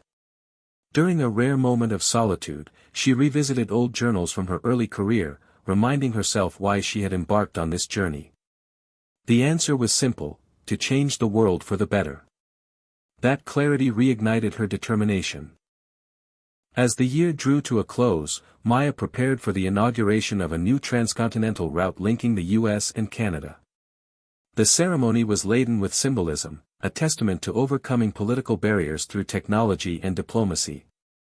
Leaders from both nations praised the project as a model for future collaborations. Maya's speech echoed a recurring theme: innovation flourishes not in isolation but through partnership and resilience. She acknowledged the challenges ahead but expressed unwavering confidence in the team's ability to navigate them. The chapter closed with Maya reflecting on the intricate dance between power and progress. The Hyperloop was no longer just a marvel of engineering, it was a catalyst in global power dynamics, reshaping alliances, economies, and futures. Maya Carter stood at the crossroads of technology and geopolitics, determined to guide her vision through the turbulent currents of ambition, rivalry, and hope. Just as momentum for the Hyperloop was peaking, an unexpected crisis struck that threatened to unravel years of progress. It began with a sudden failure during a routine test run on the Chicago to Minneapolis route. A pod inexplicably lost power mid-journey, coming to a halt inside the vacuum tube. Emergency protocols kicked in, and passengers were safely evacuated, but the incident sparked widespread alarm. News outlets jumped on the story, framing it as a catastrophic malfunction in a system hailed as foolproof. Social media erupted with speculation, misinformation, and fear. Maya woke up to a barrage of calls and messages, sensing the fragile public trust hanging by a thread. Engineers worked tirelessly to diagnose the root cause, eventually pinpointing a rare but critical software glitch triggered by a sensor anomaly. Though the technical fix was straightforward, the reputational damage was profound. Maya spearheaded a transparent communication campaign, holding press conferences to explain the incident, the steps taken, and the robust safety systems in place. Still, the backlash was intense. Investors wavered, and some regional governments paused upcoming projects pending reviews. Internally, morale plummeted. Teams questioned whether they had rushed innovation at the expense of reliability. Maya knew leadership meant absorbing blame without losing focus. She held all-hands meetings, acknowledging the severity but reinforcing confidence in the technology and team. Drawing on lessons from earlier challenges, she emphasized resilience and continuous improvement as core values. As investigations unfolded, a deeper problem emerged. The pressure to expand rapidly had led to compressed testing timelines and occasional communication breakdowns between engineering divisions. Maya confronted uncomfortable truths about the risks inherent in scaling revolutionary technology under intense public and financial scrutiny. To address these systemic issues, she initiated a comprehensive overhaul of quality assurance protocols, integrating independent third-party audits and establishing a new safety and ethics board with external experts. Maya also championed a culture shift within the company, encouraging openness about errors and fostering psychological safety for employees to speak up without fear. This approach gradually restored trust within the organization. At the same time, Maya grappled with personal doubts. The crisis shook her confidence in the project's trajectory and her ability to steer it through turbulent waters. She sought counsel from mentors and peers, who reminded her that setbacks were inevitable on the frontier of innovation. One evening, during a solitary walk near the test facilities, Maya encountered a maintenance technician named Carlos. They talked about the incident and the broader mission. Carlos shared his perspective: "We're building something no one else has done before. Mistakes aren't failures, they're part of the journey." That simple insight rekindled Maya's spirit. She returned to the office with renewed determination to lead by example. To regain public faith, Maya launched an interactive digital platform where users could track real-time Hyperloop operations and safety metrics, fostering transparency and engagement. Community forums allowed passengers and stakeholders to voice concerns and suggestions, creating a sense of shared ownership. Simultaneously, the company accelerated research into predictive maintenance technologies, leveraging AI to anticipate and prevent malfunctions before they occurred. The crisis also galvanized regulators, who collaborated more closely with engineers to refine safety standards and certification processes. In parallel, Maya's team advanced the development of the Pacific Hyperloop undersea project, cautiously applying lessons learned from the crisis. The daunting technical challenges now intertwined with an acute awareness of public perception and risk management. International partners appreciated the company's commitment to transparency and rigorous safety culture, which smoothed diplomatic negotiations. The media narrative began to shift. Articles emerged praising Hyperloop International's response and the company's candid approach to setbacks. Thought leaders acknowledged that no disruptive innovation had ever advanced without encountering obstacles and criticism. In private, Maya reflected on the paradox of pioneering technology: the higher the stakes, the more visible the vulnerabilities. She recognized that true leadership required embracing imperfection while relentlessly pursuing excellence. As stability returned, ridership numbers rebounded and new contracts were signed. Maya's efforts to humanize the Hyperloop, through openness, empathy, and engagement, proved critical in restoring confidence. The crisis had tested the foundations but ultimately made them stronger. The chapter closed with Maya standing on the observation deck of the Chicago terminal, watching pods launch into the night. The lights of the city twinkled below, a reminder that every journey forward demanded courage, patience, and an unwavering belief in the power of progress. With the crisis behind them, Hyperloop International entered a bold new phase, breaking boundaries both literal and figurative. Maya spearheaded an ambitious plan to expand the technology beyond conventional passenger transit into freight and emergency services. The idea was revolutionary, harnessing Hyperloop speed and efficiency to transform supply chains and disaster response, reshaping industries and saving lives. Freight transport had long been hampered by slow, costly, and environmentally damaging methods. Trucks clogged highways, planes consumed massive fuel, and traditional rail was limited by geography and speed.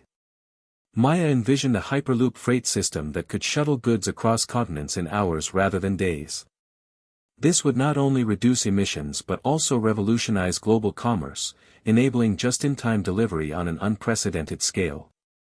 The first pilot project launched between Los Angeles and Houston, retrofitting pods for cargo with advanced automated loading systems.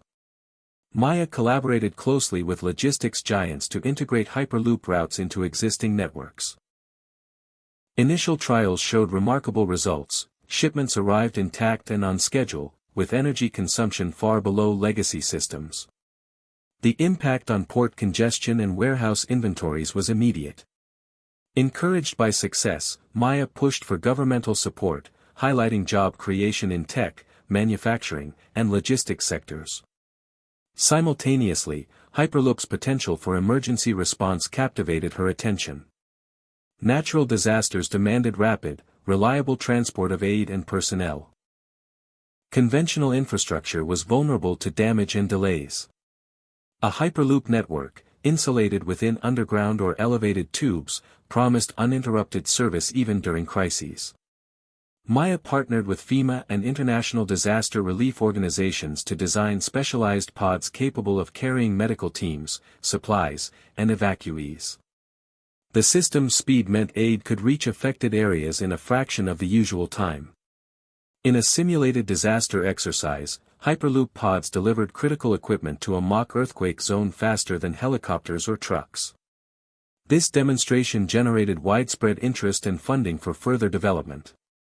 Meanwhile, the team explored integrating Hyperloop technology with renewable energy sources, pursuing a vision of a zero-emission transit ecosystem.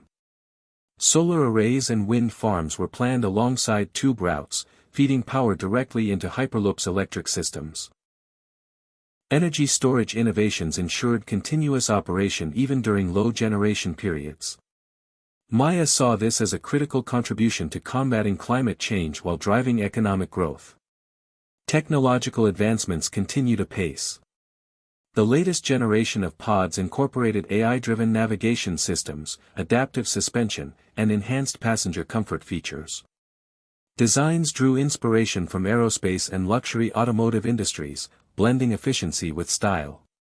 Maya personally oversaw the rollout of a new prototype unveiled at the Global Transport Expo, receiving accolades for its sleek aesthetics and cutting-edge technology. Global partnerships flourished as countries sought to leapfrog traditional transit infrastructure. Maya traveled extensively, negotiating deals and customizing solutions for diverse terrains and cultures. She encountered fascinating engineering challenges, from permafrost in Canada to seismic zones in Japan, and marveled at how the Hyperloop adapted to each. These experiences enriched her vision of a truly interconnected world. Public enthusiasm soared. Communities once isolated were now linked to economic hubs, education centers, and healthcare facilities. Stories poured in from passengers describing how Hyperloop transformed their lives, reuniting families, opening job opportunities, and enabling cultural exchange. Maya cherished these testimonials, viewing them as the true measure of success. Yet, challenges persisted. Regulatory hurdles varied widely, requiring persistent advocacy and diplomacy. Some environmental groups raised concerns about land use and wildlife disruption, prompting careful impact assessments and mitigation strategies. Maya committed to listening and collaborating with stakeholders to ensure responsible development. The company also faced fierce competition as rival technologies emerged, pushing Maya's team to maintain a relentless pace of innovation. She fostered a culture of creativity and agility, encouraging experimentation and calculated risk-taking. Internally, Maya championed diversity and inclusion, recognizing that varied perspectives fueled breakthrough ideas.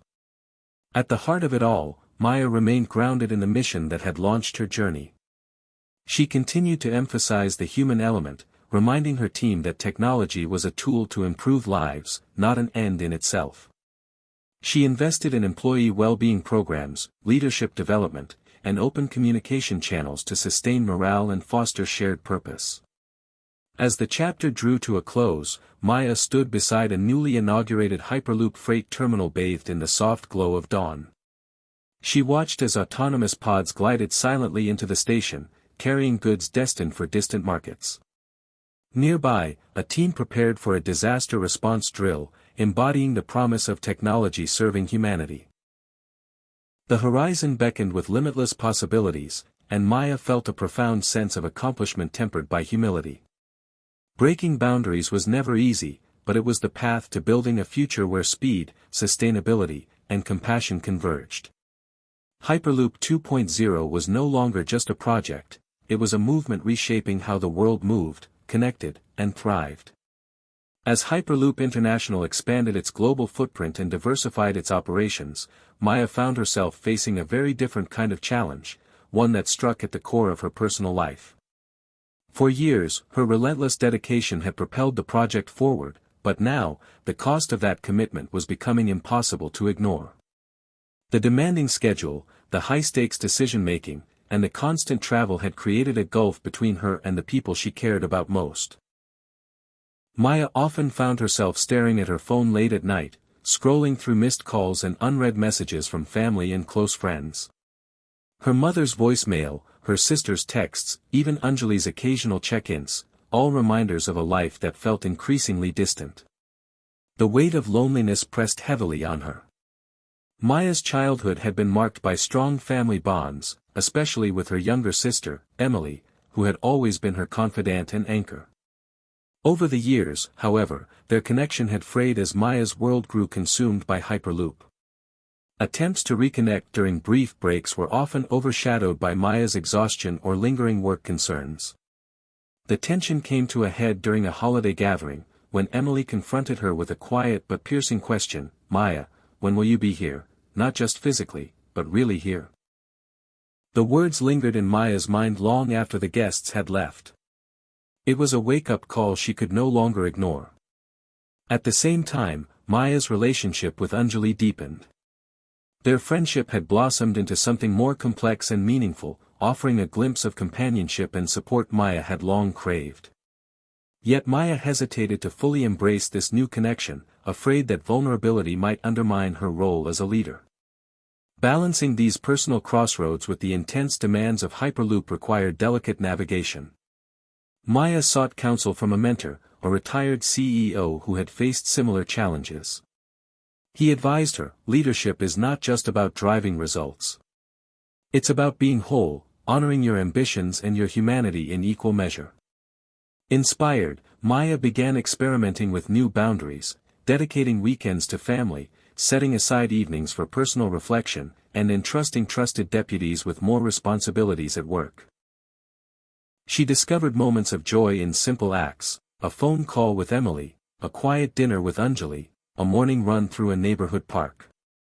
These small but meaningful connections rekindled her energy and perspective. Professionally, Maya's leadership style evolved. She encouraged open dialogue about work-life balance among her teams and implemented policies supporting mental health and flexible schedules. She championed diversity and inclusion not only as business imperatives but as essential to cultivating a compassionate workplace. The changes improved morale and productivity, confirming that people were the company's greatest asset. However, the path was not without setbacks. Maya struggled with guilt over time lost and the fear of disappointing loved ones. Moments of doubt crept in, questioning whether she could sustain both the visionary leader and the caring friend roles. During a particularly challenging quarter, the pressure to meet deadlines clashed with a family emergency, forcing Maya to make tough choices. She learned to accept imperfection and to ask for help when needed, recognizing strength in vulnerability. On a broader level, Maya's experiences resonated with many employees and stakeholders navigating similar dilemmas in a hyper-connected, fast-paced world. She became an advocate for holistic leadership, speaking at conferences and publishing articles about integrating personal well-being with professional excellence. This authentic vulnerability endeared her to colleagues and the public alike. As the chapter closed, Maya stood at a crossroads, not only in her personal life but in the evolution of Hyperloop International. The company's future depended on continued innovation and global cooperation, but its heart depended on people, inside and outside the organization. Maya resolved to lead with both courage and compassion, embracing the complexities of life as she helped shape the future of transport. The journey ahead was uncertain, but she knew one truth with clarity: success was not measured solely by technology or accolades, but by the meaningful connections forged along the way. The stakes had never been higher for Hyperloop International. With rapid global expansion underway and fierce competitors emerging, the pressure on Maya and her team to innovate intensified dramatically. Every new challenge demanded solutions that were faster, smarter, and more efficient, but also safe and scalable. The company was no longer just a startup pushing boundaries, it was a global enterprise with billions of dollars in investments and millions of lives depending on its success. Maya felt the weight of this responsibility every day. Her leadership was tested not only by external forces, regulators, competitors, political factions, but also by the relentless internal drive to push technological limits. Engineering teams worked around the clock, experimenting with new propulsion systems, advanced materials, and AI-driven control algorithms. The pace was exhausting, but the breakthroughs were exhilarating. One critical innovation involved redesigning the Hyperloop's magnetic levitation system to reduce energy consumption while increasing stability at higher speeds. The engineering team, led by Dr. Naveen Patel, had spent months running simulations and prototype tests. The breakthrough came unexpectedly during a late-night trial, when a new configuration demonstrated a 15% improvement in efficiency without compromising safety. The news energized the entire company, sparking a wave of optimism amid the grind. Yet, innovation under pressure also exposed fault lines. The relentless push strained resources and heightened tensions among teams. Maya observed growing burnout and communication breakdowns threatening project timelines. She knew that innovation required not only brilliant minds but also sustainable practices and psychological safety. To address this, Maya introduced new initiatives aimed at fostering creativity without sacrificing well-being. These included regular innovation sprints focused on small, manageable projects, mandatory downtime periods, and cross-disciplinary brainstorming sessions that encouraged diverse perspectives. The approach yielded surprising results, with fresh ideas emerging from unexpected corners of the company. Meanwhile, external challenges persisted. A rival company unveiled a competing vacuum transit system claiming superior speed but lacking Hyperloop's safety record. The media frenzy forced Maya to respond swiftly, defending Hyperloop's proven technology and transparent safety protocols. She also doubled down on research to ensure Hyperloop remained at the cutting edge. In parallel, Maya navigated complex regulatory environments as governments updated standards to keep pace with evolving technology. This required extensive collaboration with legal teams, engineers, and policymakers to ensure compliance without stifling innovation. One particularly thorny issue was data privacy and security. As Hyperloop systems collected vast amounts of operational and passenger data, concerns arose about potential misuse or breaches. Maya prioritized implementing robust cybersecurity measures and transparent data policies to maintain public trust. Amid these pressures, Maya also found inspiration in unexpected places. She met with young inventors and university researchers pushing the boundaries of physics and materials science. Their enthusiasm and fresh perspectives reminded her why she had chosen this path. Maya launched partnerships with academic institutions, sponsoring innovation labs and internship programs to nurture the next generation of engineers. The company's culture evolved to celebrate experimentation and learning from failure, shifting away from fear of mistakes. Maya shared stories of early setbacks openly, creating an environment where risk-taking was supported. As new Hyperloop routes came online, the technology's real-world performance provided invaluable data. Continuous feedback loops between field teams and R&D accelerated improvements. Passengers praised the smooth rides and reduced travel times, reinforcing the mission's importance. At the same time, Maya remained vigilant for blind spots and emerging risks. The complex systems demanded constant monitoring and adaptive management. A near-miss incident during a routine maintenance cycle underscored the need for enhanced protocols and staff training. Maya acted decisively, instituting new safety measures and investing in advanced simulation tools to anticipate potential failures.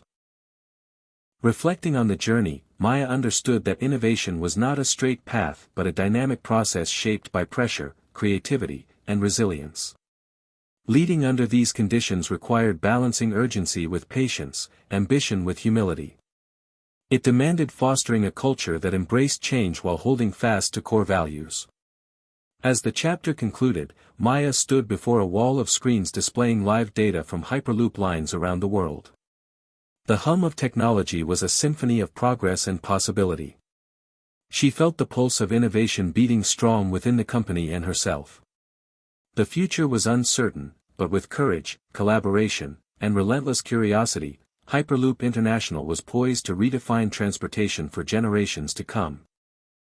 As Hyperloop International solidified its presence in North America and parts of Europe, the company faced its next formidable challenge, crossing borders, both literally and figuratively.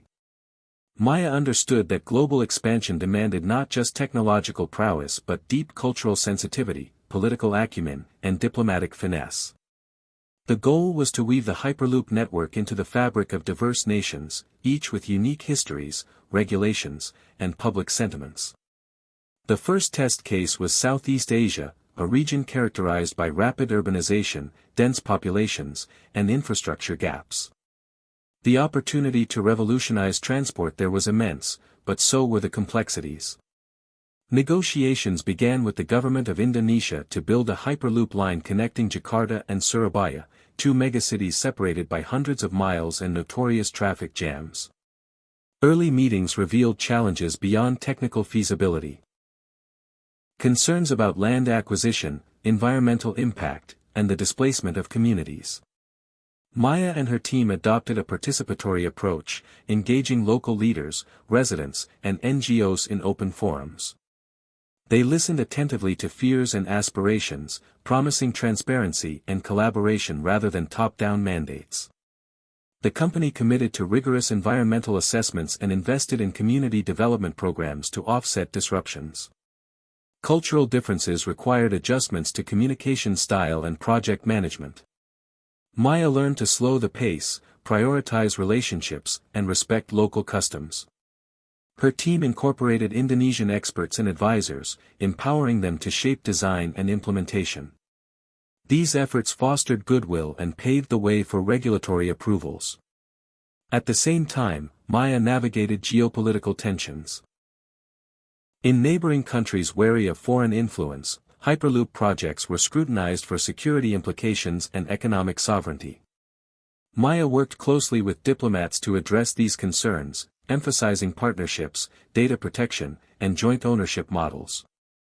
She realized that technology was inseparable from politics. To facilitate seamless cross-border travel, Hyperloop International developed interoperable systems that could integrate with existing transit networks and customs processes. This technical feat required unprecedented cooperation between governments, a challenge Maya met with patience and persistence. Meanwhile, the company faced logistical challenges of constructing infrastructure in tropical climates prone to flooding and seismic activity. Engineers innovated with adaptive designs, elevated tubes, flexible joints, and resilient materials, to ensure safety and durability. Testing in harsh environments provided valuable data for future projects worldwide. Public relations campaigns tailored to local contexts highlighted Hyperloop's benefits, reduced commute times, lower pollution, and economic opportunities. Stories of workers trained in new skills and small businesses benefiting from improved connectivity helped shift narratives from fear to optimism. Maya traveled extensively throughout the region, meeting citizens, officials, and employees. These interactions deepened her appreciation for the diversity of human experience and the responsibility of her role. She witnessed firsthand the potential of technology to bridge divides but also the fragility of trust. The chapter also explored the personal toll on Maya as she balanced intense travel with maintaining relationships back home. Video calls with Emily and Anjali became lifelines, even as time zones and schedules tested her endurance. She confided in mentors about the emotional strain of leadership amid uncertainty. Professionally, the successful launch of the Jakarta-Surabaya Hyperloop marked a milestone. Passengers marveled at the smooth, fast journey that once took nearly a full day by car. The project's success inspired interest from other Southeast Asian nations, opening new doors. Yet Maya remained cautious, aware that each new frontier brought fresh challenges. The experience underscored a vital lesson: technological innovation alone could not drive change. Respect for culture, partnership, and empathy were equally essential. As the chapter closed, Maya stood on a viewing platform overlooking the bustling Jakarta station on opening day. She saw a microcosm of the world, a place where progress met tradition, and possibility intertwined with complexity. The Hyperloop was no longer just a marvel of engineering, it was a bridge connecting people, places, and hopes. Crossing borders required humility and vision, but it held the promise of a future where humanity moved not just faster but closer together. The launch of the Southeast Asian Hyperloop line marked more than a regional triumph, it was a tipping point that signaled a global shift in how people and goods moved. Maya and her team stood at the center of this historic moment, their innovation ready to ripple across continents and reshape economies. The journey to this inflection had been arduous, filled with technical trials, political negotiations, and personal sacrifices, but the payoff was now undeniable. News outlets around the world buzzed with stories about Hyperloop's unprecedented speed, sustainability, and potential to transform daily life. Investor confidence surged, unlocking new funding streams that empowered Hyperloop International to accelerate development on multiple fronts. Maya felt the exhilaration mixed with responsibility. This was the moment where vision met reality, but also where the stakes escalated. One major breakthrough was the integration of Hyperloop with emerging smart city technologies. Maya envisioned interconnected urban ecosystems where Hyperloop hubs synchronized with autonomous vehicles, renewable energy grids, and AI-powered infrastructure management. This synergy promised to alleviate urban congestion, reduce carbon footprints, and enhance quality of life. Pilot projects in San Francisco and Singapore demonstrated promising results, with data-driven optimizations improving efficiency and passenger experience. The Hyperloop ecosystem began to resemble a living organism, adapting dynamically to changing demands and environments. At the same time, the company faced mounting scrutiny from regulators and advocacy groups concerned about safety, privacy, and equitable access. Maya led proactive dialogues to address these issues transparently, emphasizing Hyperloop's commitment to rigorous testing, data security, and inclusive service models.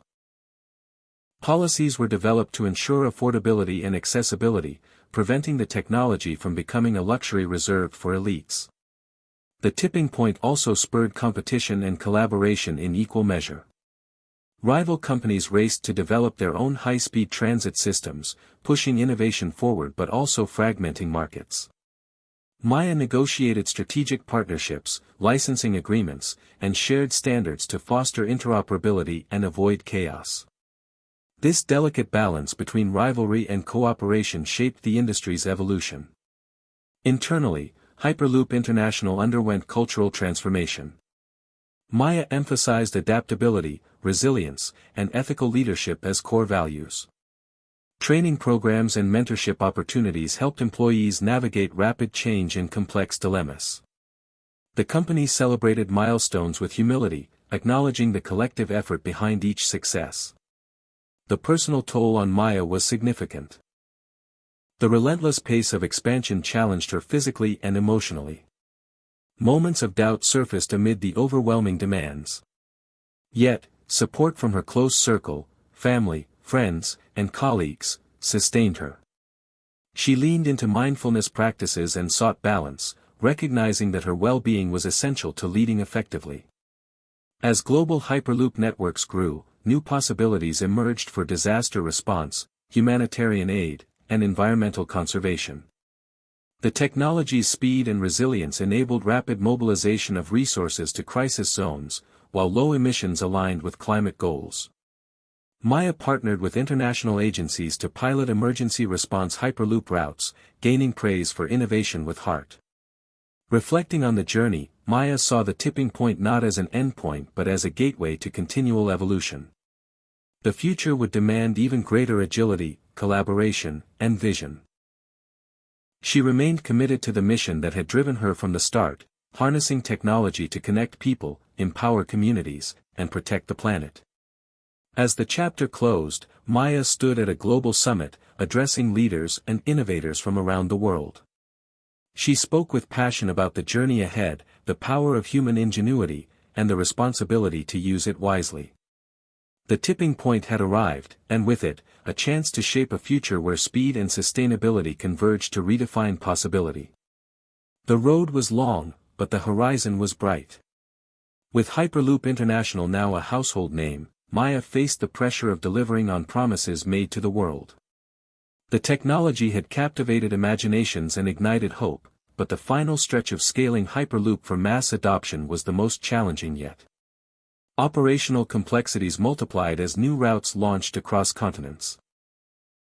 Each line demanded flawless coordination among engineers, regulators, construction teams, and local communities.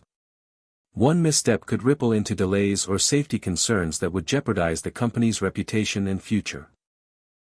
Maya's days grew longer, filled with back-to-back meetings, site visits, and crisis management. Despite the exhausting schedule, she remained determined to lead by example. Her presence on the ground, engaging with frontline workers and listening to passenger feedback, grounded her in the company's mission. Technology evolved rapidly as well. Continuous improvements were necessary to enhance passenger comfort, reduce costs, and increase energy efficiency. Teams raced to refine AI-powered control systems, predictive maintenance algorithms, and modular infrastructure components. The pressure to innovate without compromising safety was immense. A pivotal moment arrived when an unexpected technical anomaly caused a temporary suspension of service on a key transcontinental route. The incident, though quickly resolved with no injuries, sent shockwaves through the industry and media. Maya responded transparently, holding press conferences and reassuring stakeholders that safety was paramount and lessons were being integrated immediately. The crisis underscored the fragility of complex systems and the need for unwavering vigilance. Meanwhile, competition from emerging startups introduced new challenges.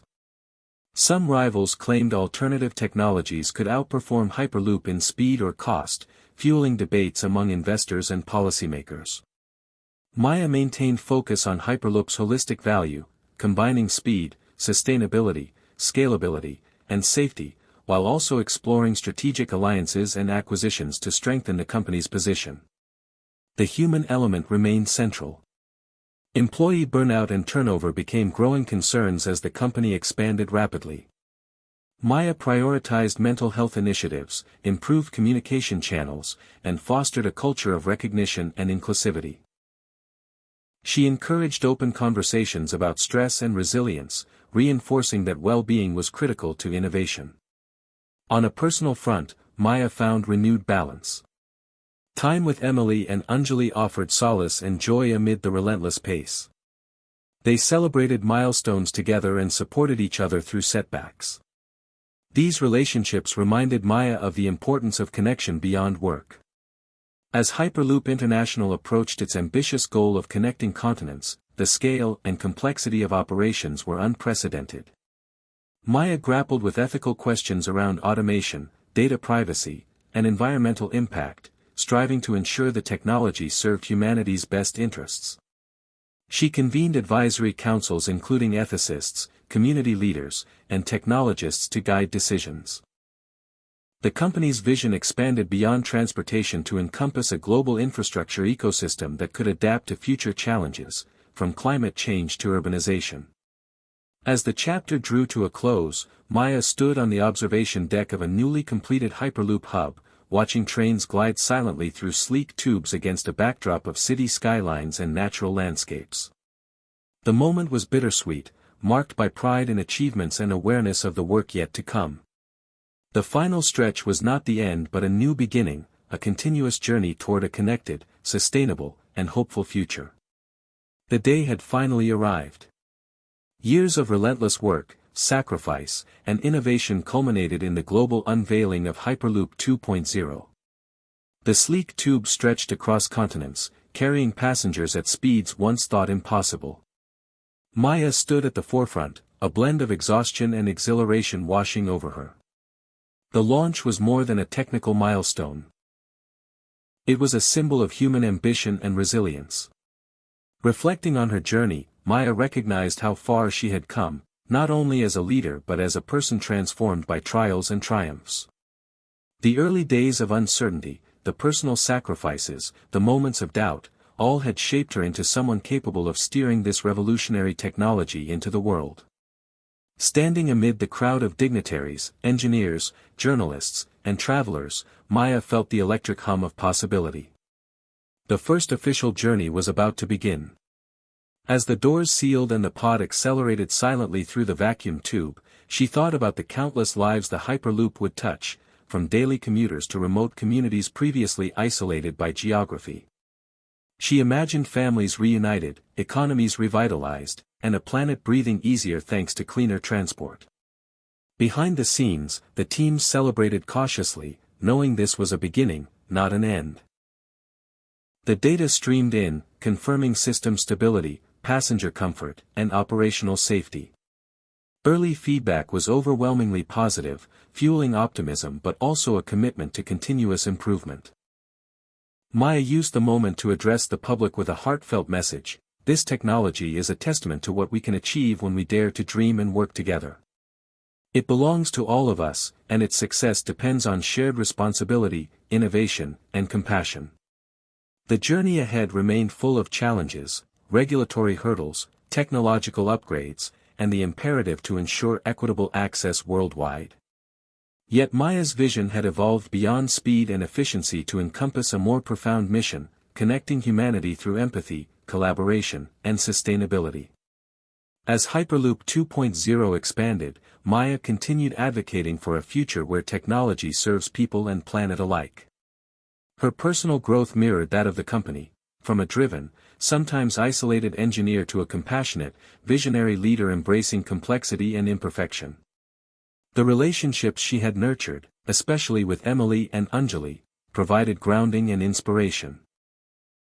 In the closing moments of the launch event, Maya looked to the horizon, where the sun rose over the gleaming tubes, signaling a new dawn.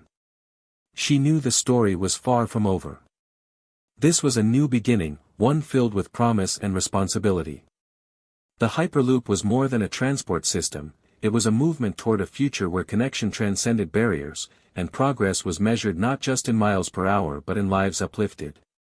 As she turned to join her team, Maya smiled, knowing that the greatest journey was still unfolding.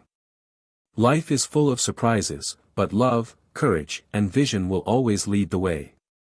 Hit subscribe and leave a comment with where you're watching from. This story might just spark a new beginning. What's one thing that always pushes you forward, even when things get tough? Of connecting continents, the scale and complexity of operations were unprecedented.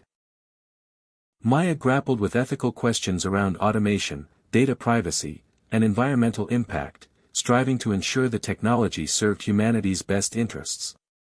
She convened advisory councils including ethicists, community leaders, and technologists to guide decisions.